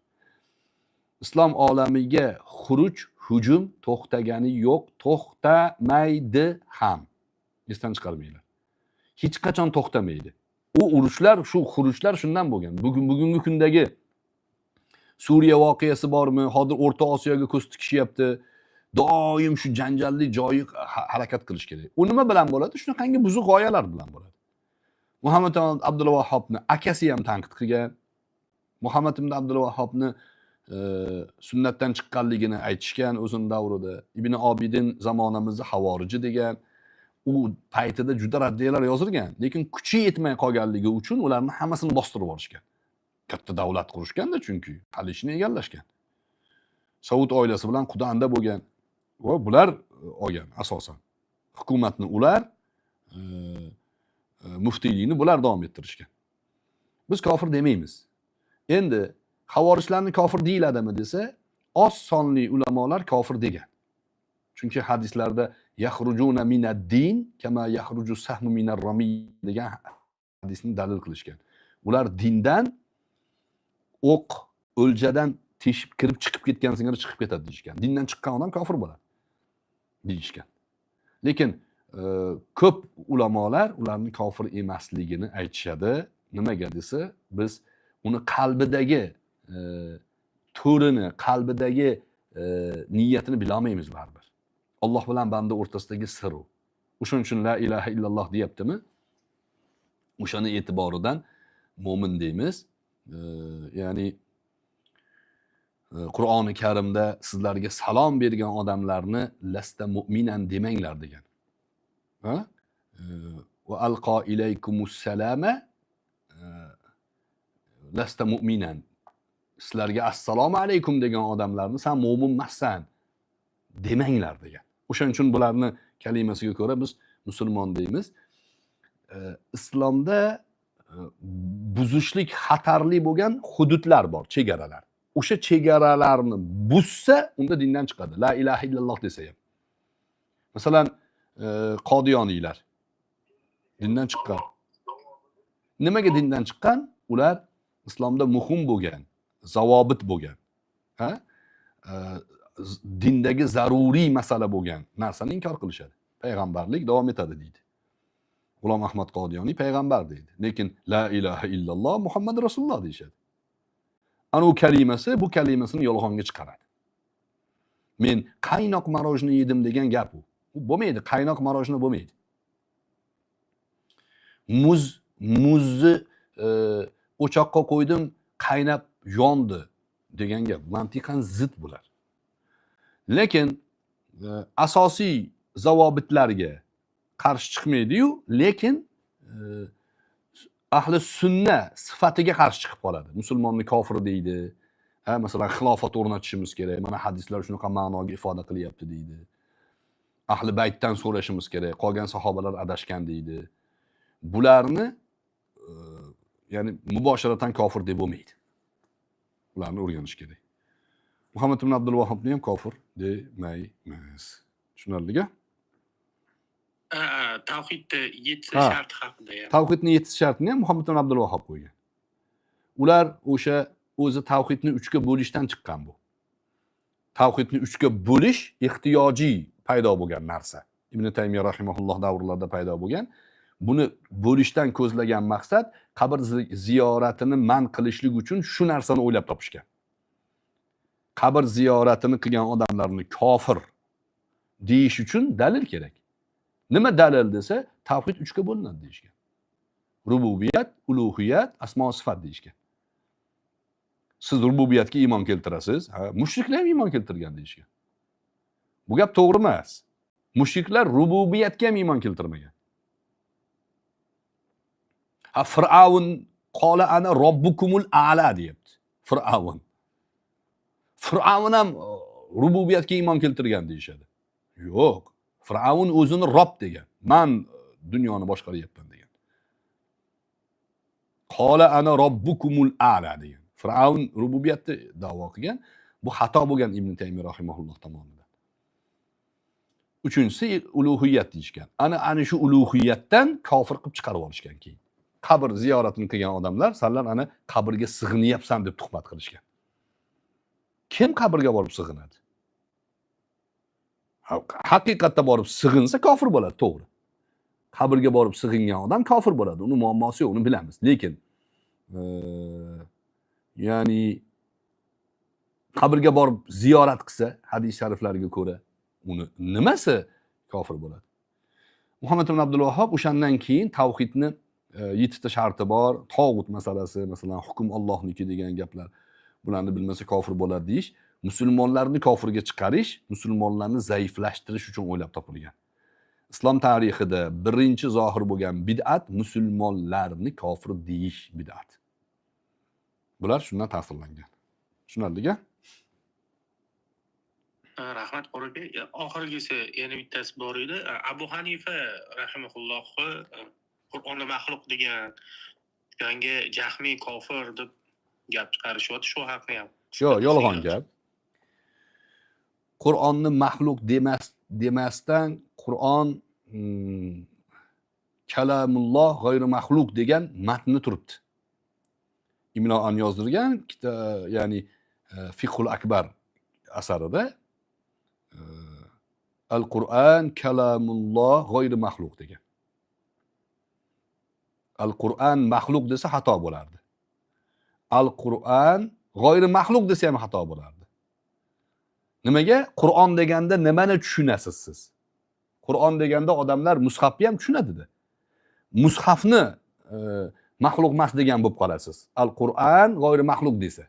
O'shaning uchun u kishi Al-Qur'an kalamulloh. Qur'on deganda Allohning kalomini nazarda tutyapmiz, g'ayri maxluq degan. Juda nozik qaragan ular. Abu Hanifa agar Qur'onni maxluq desa, ahli sunnaning imomi maqomida bir kun tura olmaydi.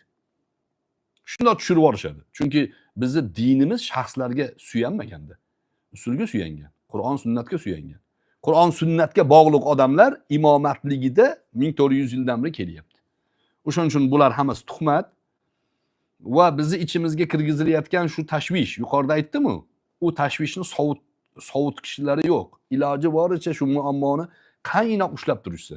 Shulardan bittasi shu, mana shunga o'xshagan gaplar. Bunga aldangan ukalarimizga nasihat qilinglar.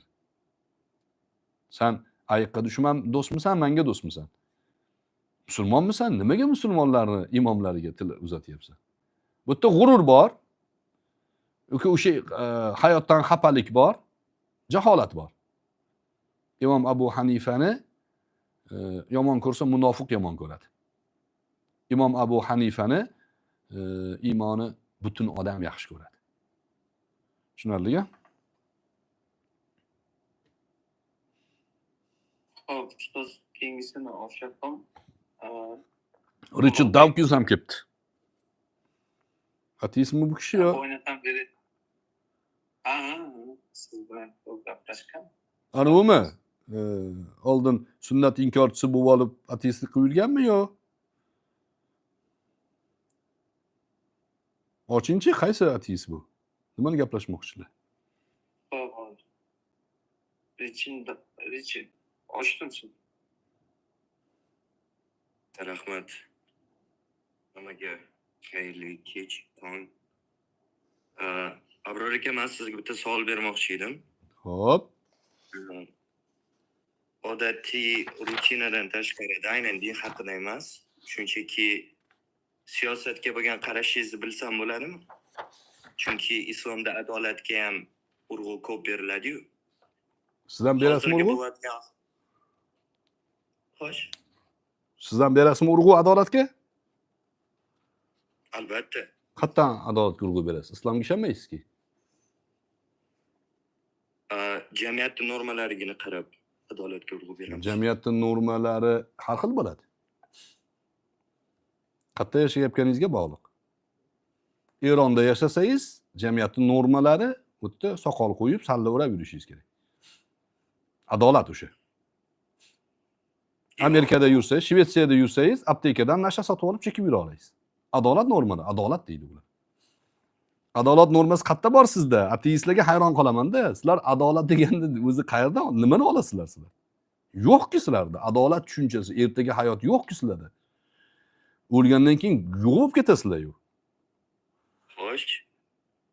Shunga o'lgandan keyin inson yo'q bo'lib ketadi deb xohlagan narsasini qilib yursa bo'ladi deganim. Uni siz aytyapsiz. Xohlagan narsasini qilib yurmayapti-ku. Yo'q, hozir siz aytyapsiz. Men uni demadim-ku. Sizlar o'lgandan keyin yo'q bo'lib ketasizlar-ku deb savol berdingiz-da. Yo'q, o'sha adolat degan tushunchani qayerdan olyapsiz deyapman. Savol bermadim men. Endi savol beryapman. Adolat tushunchangiz yo'q sizni deyapman. Hech narsangiz yo'q, bechorasiz. Bu narsa jamiyatda rivojlanishiga qarab bo'ladi-da. Endi men bu yoqda ma'ruza o'qish niyatim yo'q. Meni eshitishmaydi ham. O'shaning uchun men qisqacha qilib aytaman. Ikki jamiyat bor. Bitta jamiyatda kannibalizm oqlanadi, bittasida yo'q. Qaysi jamiyat oxiratda o'sha oxir oqibat tirik qoladi, kannibalizmni qoralagan jamiyat. Shuning uchun qaysi jamiyatda normalar boshqa jamiyatga qaraganda kuchliroq rivojlanadigan bo'lsa, adolatliroq bo'ladigan bo'lsa, o'sha jamiyat yuksalishda davom etadi. Ne- Boyagi kannibalizmni oqlagan jamiyat yo'q bo'lib ketadi, o'zidan o'zida yo'q bo'lib ketgan. Nima Tarix ham asos shunaqa. nima asosga suyanyapsiz? Necha kirdiz siz? Yoshingiz nechida? Men 25 daman. 25 yoshda turib 50 yoshli odamga aql o'rgatyapsiz. Siz hali yana 50 25 yil yashab ko'ring. Hali siz xulosalaringizga 40 yoshgacha shoshilmang.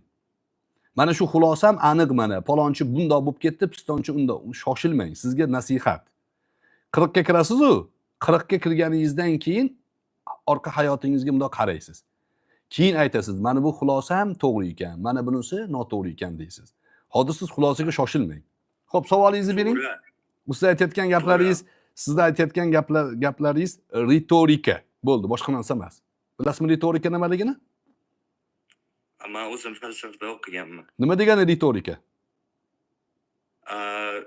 Ritorik savol bo'ladi. Ritorika shu nima notiqlikni, ustalik mana shunaqa o'zbekchada, men o'zbekchada tilim boyligi uncha kuchli emas. Falsafani ham boshqatdan o'qing. Diplom oldingizmi siz mana shu saviya bilan? Men bu yerga sizni kommentariyalaringizni eshitishga kirganim yo'qda. Savol Ritorika nima degani? Savolga javob bering. Ritorika bor, safsata bor, dalil bor. qadimiy nima Yunoniston tarixini, Yunon faylosuflarini o'qisangiz, menimcha buni bilasiz. Menga o'zim biladigan savolni, agar olasangiz, o'sha savolingizga inglizcha javob berishim mumkin, chunki men nutqim biroz ravon. Inglizchada, o'zbekchada uncha ayta olmayman men. Bo'pti, men ingliz tilini o'rganganimda gaplashamiz bo'lmasa. Ritorikani savol bersam bo'ladimi? Ritorikani o'rganib oling. Ritorika Sizga savol bersam bo'ladimi? Bo'ladi. Savol berish masalada. bo'ladi. Hozir mana shu ritorikani aytib olay. Ritorika odamlarga to'g'ri, chiroyli jumlani tuzadi-yu, ma'no bo'lmaydi.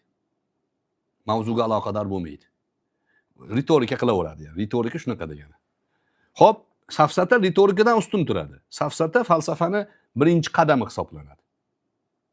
U falsafada qaytadan o'qib chiqasizki bularni. Xo'p, bering savolingizni. Mayli. Ukraina va Rossiya o'rtasidagi munosabatda siz qaysi tarafni musulmonlarga, o'zbek jamiyatiga tutishni maslahat bergan bo'lardingiz? Qaysi tarafda adolatni ko'ryapsiz? Buni aytganman. Ukraina bilan Rossiya o'rtasidagi urushda men o'zimizni xalqimiz tarafda adolat deb o'ylayman. Aralashmaslik kerak deyman. Ikkalasi ham Slavyan xalqi bir-biri bilan kelishib oladi yaqin o'rtada. U yerda bitta qo'g'irchoq bor, Zelenskiy degan, Goluboy. Uni davlat to'ntarish qilib olib kelishdi tepaga, hozir endi orqasiga tepishyapti. Buni men anchadan aytib kelaman. Bu masalalarda mencha mavzuni siz bolalarga aytsangiz tashab berishadi. Meni tahliliy suhbatlarim bor, o'sha yerdan eshitib olasiz. Tushunarliga, mavzu boshqa ekan. Tushunarli. Mayli, lekin Goluboy dedingiz, isbotingiz bormi? Ha? Xo'sh. O'zi chiqib aytgan, o'zi o'ynagan Goluboyligini o'ynagan.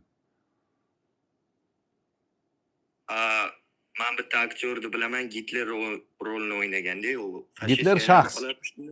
Gitler shaxs. Yo'q, fashistga aylanadimi? Yo'q. Fashizm. Yo'q, bu Fashizmni fashizm bilan Goluboylikning o'rtasida farq bor-da, do'stim. Masalan, sizga Goluboylik rolini bersa, menimcha o'ynamasangiz kerak, fashistni o'ynayverasiz. Rol sifatida o'ynayverasiz. Fashizm ham qanaqadir g'oyasi bor. Goluboylikka o'ynagan odam bo'ldi, ketdi. Meni tushunchamda, sizda adolat tushunchangiz aytdimi, sal noqisroq deb. Salomat bo'ling. Xo'p, ateistlar bilan gaplashsak zerikadigan bo'lib qolibman. Juda saviyasi past bo'ladi bechoralarning. Xo'p. Assalomu alaykum va rahmatullohi va Va barakatuh. alaykum assalom va rahmatullohi va barakatuh. Qilayotgan amallaringiz Alloh taolo qabul qilsin. Amin. Ustoz, bu siz aytgan o'sha Ignat Goldsberg, ya'ni Ishoq ekan ismi, Goldsberg qarab chiqdim. Goldziher. Goldziher.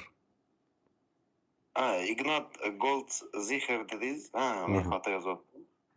Ignat Goldziher o'zi ismi Ishoq Goldziher ekan. U haqida ko'rib chiqdim. Ma'lumotlar qidirsak faqat ijobiy shaxslar sifatida ko'rsatilyapti, ya'ni ko'p manbalarda. Hmm. Ya'ni samimiy yozilgan statyalarni topish qiyin bu internetda. Agar mumkin bo'lsa aytsangiz, manbalarni to'g'ri joydan o'rganardik. O'sha Ya'ni nima demoqchiman? aha. Ya'ni ko'p islom dinimizga, mana islom dinimizga dushmanlar shaxslarni Wikipediyalar bormi, saytlar bormi? Ular qahramon sifatida ko'rsatib beradi. Endi bu narsa ham ularning qo'lida bo'lgani uchun o'sha dushman. Aynan. Ularning qo'lida bo'lgani uchun. Mhm. Agar manbalarda agar aytsangiz, biz o'tgan safar savol beruvdim, yozib olganman ana kitoblarda, xudo xolasa. Xo'p, uni men aytdim, suhbatlarimda aytdim. Agar arab tilini bilsangiz, sunnatning shariatda tutgan o'rni degan kitobi bor anaqani. Mustafa Siboiyni. Uni o'qisangiz, o'sha yerda tahliliy qilib chiqqan. Nuqtama-nuqta kitoblaridan dalil keltirib, qayerda xiyonat qilganlarini isbotlagan. Agar buni arabchasini men o'qiy olmayman desangiz, xuddi shuni turkcha tarjimasi bor. Turklarda sunnatni shariatda tutgan o'rni degan anaqasi bor. Arabchasi bu asarni sunnat va uning shariatda tutgan o'rni. As-sunnatu va makanatuha inda shariya degan kitob. Ana shu kitobda juda ham ochiq bergan. Endi Goldziherni yana qayerdan o'rgansa bo'ladi? Ahli sunna val jamoa ulamolarini bergan raddiyasida o'rgana olasiz. YouTube'larda ham qidirsangiz bo'ladi. Endi arabchani bilsangiz, arabchada qidirib ko'rsangiz chiqadi. Bunga raddiya berishgan Goldziherga. Endi savol, Yahudiy odam qanaqasiga bizni hadis ilmimizga usul to'qib bera oladi? Musulmon bo'lmaganligi ochiq oydin bo'lgan uni. Va uni qo'llab-quvvatlashdan ko'zlagan maqsad, ya'ni yuqorida aytdiki, 5 ta manbadan bittasi shunaqangi olim, doktor, akademik unvonlari orqasida mustashriq bo'lgan, orientalist bo'lgan islomni dushmanlarini manbalaridan foydalanish. Ularni olim deb foydalanish, samimiy bo'lgan bu deb foydalanish. Turklarda juda ko'p odamni buzgan bular. Shu Goldziherni shogirdi Shaxt shulardan ta'sirlangan Mahmud Abu Rayya buni shogirdlari o'sha Turkiyada Yashar Nuriy O'zturk degan odamlar. Ko'ring, davlat ularga yo'l bergan o'zini davrida nimaiki shubha bo'lsa tarqatgan. Chunki televideniya bularga yo'l ochib bergan, jonli efir 3 soatlab, 4 soatlab chiqib olib, faqat o'zini g'oyasini singdirgan. Hozir Turkiyada shunaqangi inqiroz bo'lyapti. Yosh bolalar chiqib olib, sunnat kerak emas, Qur'on yetadi deb o'tirishibdi. Ana shulardan ta'sirlangan. Endi internetda ingliz tilida qidirgan bo'lsangiz, balki chiqmasligi mumkin. Lekin turk tilida kitobi bor, tarjima qilingan. Agar olib o'qib ko'rsangiz, o'sha joyda bor. Men shuni ketyapman o'zi, nasib bo'lsa, agar umrim yetib tursa, bu 500 varaqli kitob o'zi, katta kitob. Men sekin boshidan ketyapman. Hozir 2 ta suhbat qildim. Balki men ham shuni o'zbekchaga bir sababchi bo'lib qolarman, xudo xolasa. Boshqalari ham bor. Buni sheriklari bor. Ularni ham ochamiz sekin-sekin. Xo'p. Rahmat, Alloh rozi bo'lsin. Salomat bo'ling. Bayramingiz bilan. Rahmat o'zingizga. Xo'p, keyingisi mazhablar haqida. Ochdim, mazhablar haqida. Assalomu alaykum. Va alaykum assalom rahmatulloh. Uzr, bunda hayajon. Nima? Biz hozir bir 10 dan oshiq odam, Xudo xolasa tinglab turibmiz. Inshaalloh ilm biladi. Inshaalloh. Mani savol endi o'zimni misol qilib aytsam tushunarliroq bo'ladi. Tushunishga osonroq bo'ladi. 2 olmishdan o'tgan ayol va erkak, ularni farzandlari ham o'zi 40 dan oshdi-da. Xo'p. O'sha nabiralik. Shular nikoh o'qitmagan bo'lsa, shularni nikohi o'qilsa-da 60 yoshiga bularni farzandlari guvohlikka o'tadimi? Ha, o'tadi. O'tadi. Balog'atga yetgan bo'lsa, shunaqangi ya'ni nikoh guvohligida o'taveradi. Ki undan tashqari o'sha nikoh o'qilmagan bo'lsa degan shubha bilan Ha, shu shubha o'zi. shubha bo'lsa, uni qo'zg'amagan yaxshi. Chunki nimaga desa, ularni nikohi aynan bir domla kelib o'qigandagina nikoh bo'ladi degan qoida yo'q o'zi. Tabarrukan o'qiladi bizda. O'shaning uchun domlalarga yo'llantiriladi. Keyin ijtimoiy masala bo'lganligi uchun muftiyat buni nazorat qiladi, chunki hamma xohlaganini qilmasin deb. Lekin bir paytlar shu narsalardan mahrum bo'linganligi sababli zaksni asos qilishgan. Zaksga borganda xuddi shunaqa holat bo'ladi. Guvohlar bo'ladi, kelindan so'raydi, rozimisiz deb, u ham buni ham aytadi, rozimisiz deydi. Keyin yozishadi u. Usulda qoida bor. Al-kitob kal-xitob degan. Kitobga yozilgan narsa xuddi gapirgandek degan. Kitobda, ya'ni kitob degani yozishda. Yozmada men falonchini o'zimga ya'ni qabul qildim, turmushga roziman deb ayol erkak yozsa, o'sha yozgani ham anaqaga o'tadi. O'shanaqa vaziyatlarda shularni e'tibori bilan ularni oilasiga anaqa tushirmaslik kerak. Shubha, tashvish, har xil g'am kirgizmaslik kerak. Bo'ldi, qo'yish kerak, indamaslik kerak. Ularni o'sha holatda nikoh bo'lgan deyiladi. Endi taloq tushib qolishi mumkin. Ha, masalan, xotinni taloq qilib qo'yishi mumkin 60 yoshda ham. O'sha paytda boyin bo'lib qoldi deylik, qaytadan nikohlash kerak. Shunda o'g'illari nikohga, guvohlikka o'tadimi desa, o'tadi. Ha, xo'p. Maylimi ikkinchi savol? Xo'p. Ikkinchi savolim mana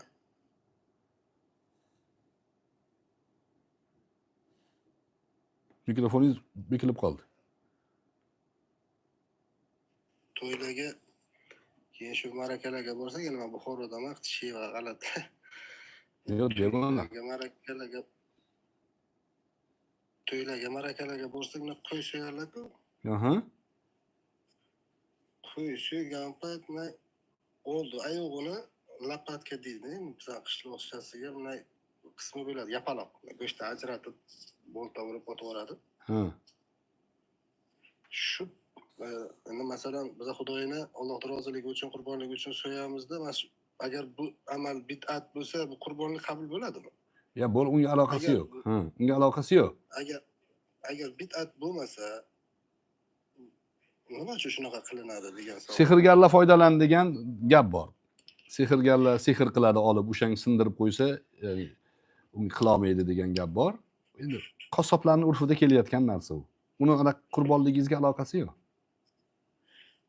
Keyin mazhablarimiz bo'yicha borada, agar vaqtingiz bo'lmayotgan bo'lsa, mazhablarimiz hozir mana Imom Azam rahimahullohdan olamiz, Imom Azam mazhablaridamiz. Hozir bir sherigimiz bor, o'zi Rossiyaga. Bu kishi ham Imom Azamdan, ham Imom Shofiy, ham Imom Hanbaliy olamiz deydilar. Farqi yo'q deydilar. Bu hech qanaqa shariatga xato joyi yo'q deydilar. Shu haqida qisqacha iltimos. Bu haqda ko'p aytdik. Buni talfiq deyiladi. O'sha mazhabsizlikni bitta usuli shu. Mazhabga ergashish degani bitta mazhabga ergashish degani o'zi. 4 ta mazhab bor.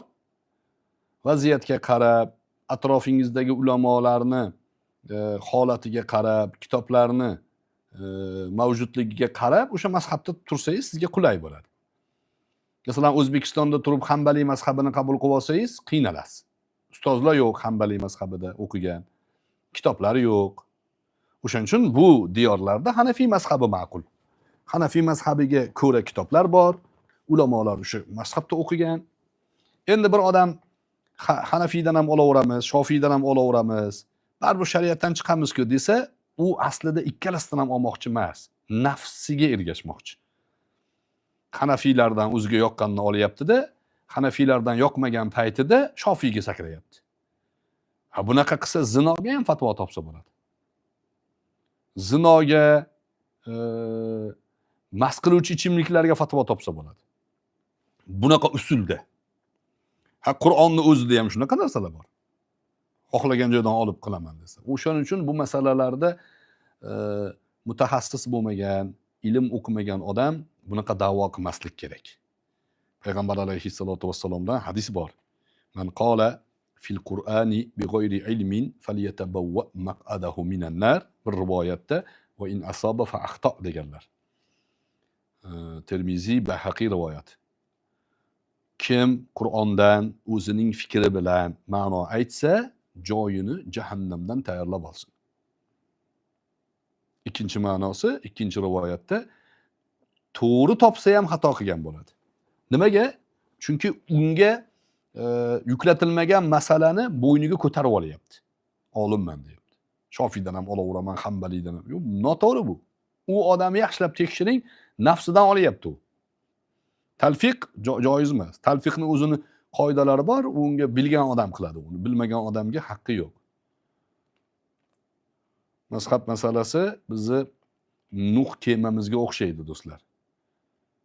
Mazhabdan tushaman, o'sha okeandan suzib o'taman desa, hali qutulib chiqqan odamni ko'rmadi insoniyat tarixi. Okeanda qancha baloyi battarlar bor, kuchi ham yetmaydi. Kemada bo'lsa aylandi. O'tdi. O'sha kema mazhab hisoblanadi.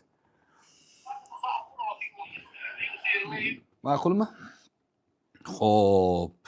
Oxirgi savolga kelamiz. Mavzuga aloqador deya turdik, mavzuga aloqador yo'q ekan deyarli. Bittaga yozdim shu mavzuga aloqador degan uchun. Ustoz bittasi yozyapti, bahs qilaman deb.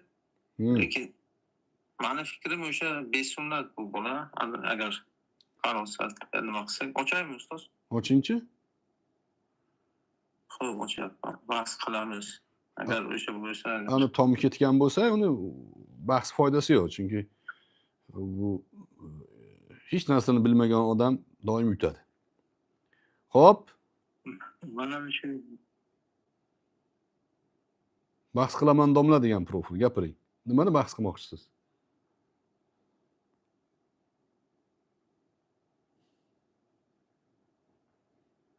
Sal o'ylanib qoldi shekilli-a. rasmi yo boshqasini ochaymi ustoz? Mayli. Yozmagan ekanda ko'pchilik. Odam alayhissalomning yaratilishi haqida ekan bitta do'stimiz yozyapti. Ochaymi ustoz? Hop, ochdim. Birodar gapiring.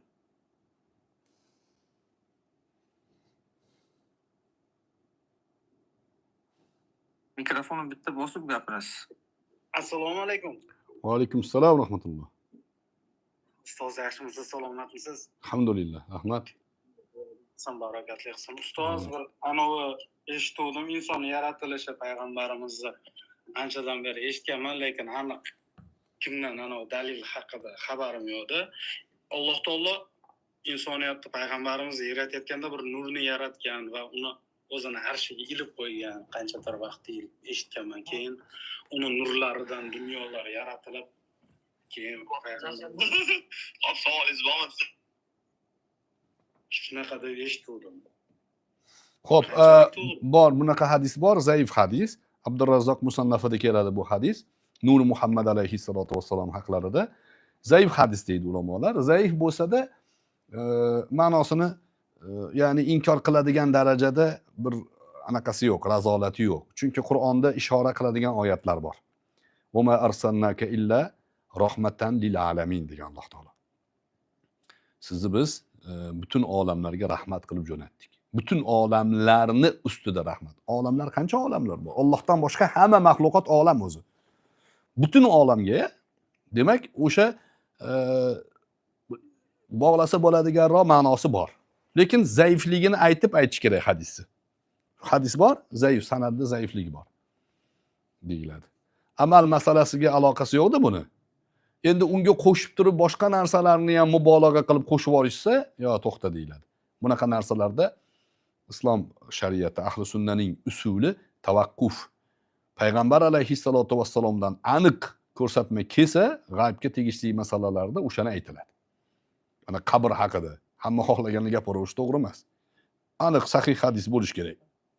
Nuri Muhammad, birinchi yaratilish, badul xalq. Sahih hadislar bo'lish kerak. Bo'lmasa, ehtimoliy narsalarni aytib, bu zaif, buni Isroiliyotdan oldik deb ketiladi. Isroiliyotdan ham oladi ba'zi hikoyalarni, mumkin u, ma'qul. Bizning shariatimiz man qilmagan, rad qilmagan bo'lsa. Qisqaroq shu. Tushunarlimi? Tushunarli. Rahmat ustoz. Salomat bo'ling.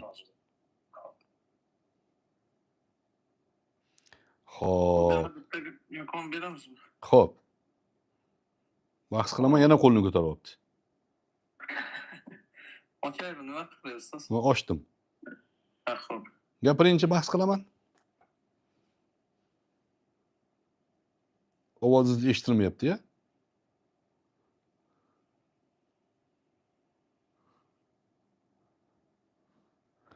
Gapiryapti, ovoz eshitilmayapti. Sizlarga eshitilyaptimi?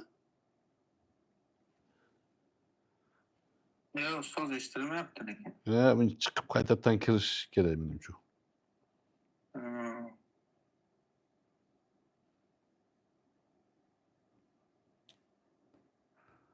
Xo'p. Ma'qul do'stlar, xulosa yasaymiz bo'lmasa, yana keldi ana. Bahs qilaman. Gapiringchi endi.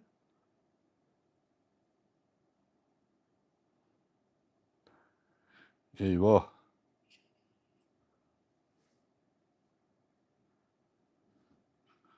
Gapiring.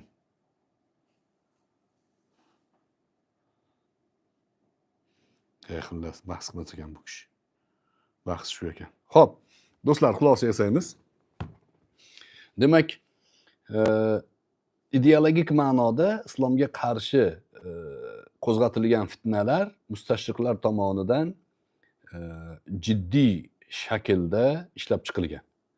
Ularning usullari, ularni o'rtaga qo'ygan asoslari hadislarga shubha uyg'otish asosiga qurilgan. Ular biladi, Qur'oni Karimga ya'ni o'zgartirish kirgizisha olmaydi. Lekin hadislar orqali, ma'nolar orqali, Qur'onga o'zlari xohlagan ma'noni yuklash orqali musulmonlarni parokanda qilib ushlab turish rejalari bor. Shuning uchun biz ochiqmiz. Bahrom Bakirov ham bir bizga kelganda va'da qiluvdi, bo'ldi bahs qilamiz dedi. Endi hozir qochib ketib haqorat qilyapti ekan. Menga assalomu alaykum ustoz, yaxshimisiz deydi va alaykum dedim. Salom berishni ham odobini bilmaydi debdi. Bu ayni salom berish odobi shu. Musulmon bo'lmagan odamga, dindan yuz o'girgan, islomning bir qismini inkor qilgan odamga va alaykumussalam rahmatullohi va barakatuh deb bo'lmaydi. Musulmonga aytiladi. Mening bilishimcha Bahrom Bakirov siz murtadsiz. Munofiqligingizni o'zingiz aytgansiz. Siz murtadsiz. Hadislarni inkor qilgan. Abu Sufyonni haqorat qilyapti. Qotil bo'lgan ular deyapti. Abu Sufyon qotil bo'lgan ekan. Imom Hasan, Imom Husaynni o'ldirgan deyapti. Bobomurod degani. Muoviya o'ldirganimish. Radiyallohu anhu. Bular mana shunaqangi ya'ni yo'ldan chiqayotgan odamlar, ularga fiqhiga mana 3 taloq masalasini odamlarga top beryapti go'yo. Uzrli ayollar ham roza tutaveradi deyapti. Nimaiki bizni islomda, fiqhimizda, aqidamizda bo'lsa, hammasiga imkon topdi degani teskarisini chiqaryapti. Maqsadlimi? Maqsadli. Xolif, to'rof. Hech kim aytmagan gapni gapir, tanilasan. Arablarda shunaqa maqol bor. O'sha maqolni ustidan ketyapti bechara. Lekin tanitish bo'lsa tanitib olamiz. Boshqacha taniydi keyin sizni Bahromboy. Sunnatilla. Besunnat. Besunnat desa xafa bo'lar ekan bu. Bequr'on deyapti meni. Qur'onsiz deyapti. Men qayerda Qur'onni inkor qildim? Qur'onni o'zi bilan gaplashaman. Hadis keltirmaymiz. Qur'onni o'zi bilan gaplashaman. Qur'on hadislarni vahiy ekanligini isbotlaydi. Qur'onni o'zi bilan gaplashaman. Keladimi? Katta ehtimol bilan kela olmaydi. Endi biz orqali gadoylik qilib, tilamchilik qilib, bizni gapirsa, haqorat qilsa, menimcha Bobomurod aytgan. Qattiqroq gapir degan. Qattiqroq gapir degan. Bobomurodning orqasidan bergan gazi bilan og'zidan tutun chiqaryapti. Surnay deyman-ku bularni. Buni orqasidan Bobomurod puflab turibdi, bu ovoz chiqaryapti. Bechara. Naqadar xor bo'lgansan, Bahrom? Naqadar xor bo'lgansan. Shu Bobomurodga qolib ketdi kuning. Bobomurod alkashga. Bechara. Mayli, do'stlar, mana shu xulosalarni keltirmoqchi edim. Ikkinchi suhbat bu. Nasib bo'lsa, keyingi suhbatda yana misollarga o'tamiz. Sabr bilan tinglaganinglarga tashakkur. Saharlik vaqti bo'lib qoldi. Saharlik qilib olinglar. Tutayotgan ro'zalarimizni Alloh qabul qilsin. Yurtimizni musulmonlarini o'qiyotgan tarovih namozlarini, xatm Qur'onlarini qabul qilsin. O'zbekistonda juda ko'p masjidlarda xatm bo'lyapti. Bizni qishloqda ham bo'lyapti ekan. Alloh taolo qorilarimizga kuch-quvvat bersin va bu Ramazonning fayzi, barakoti yil davomida biz musulmonlarni tark qilmasin. Butun dunyodagi musulmonlar uchun Alloh subhanahu va taolo nusrat, najot bersin, zolimlarga o'zi kifoya qilsin.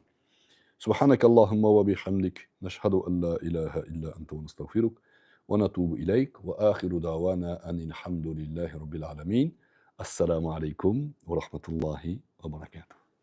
وعليكم السلام. Ustoz, oxirgi bitta gap bor edi sizga.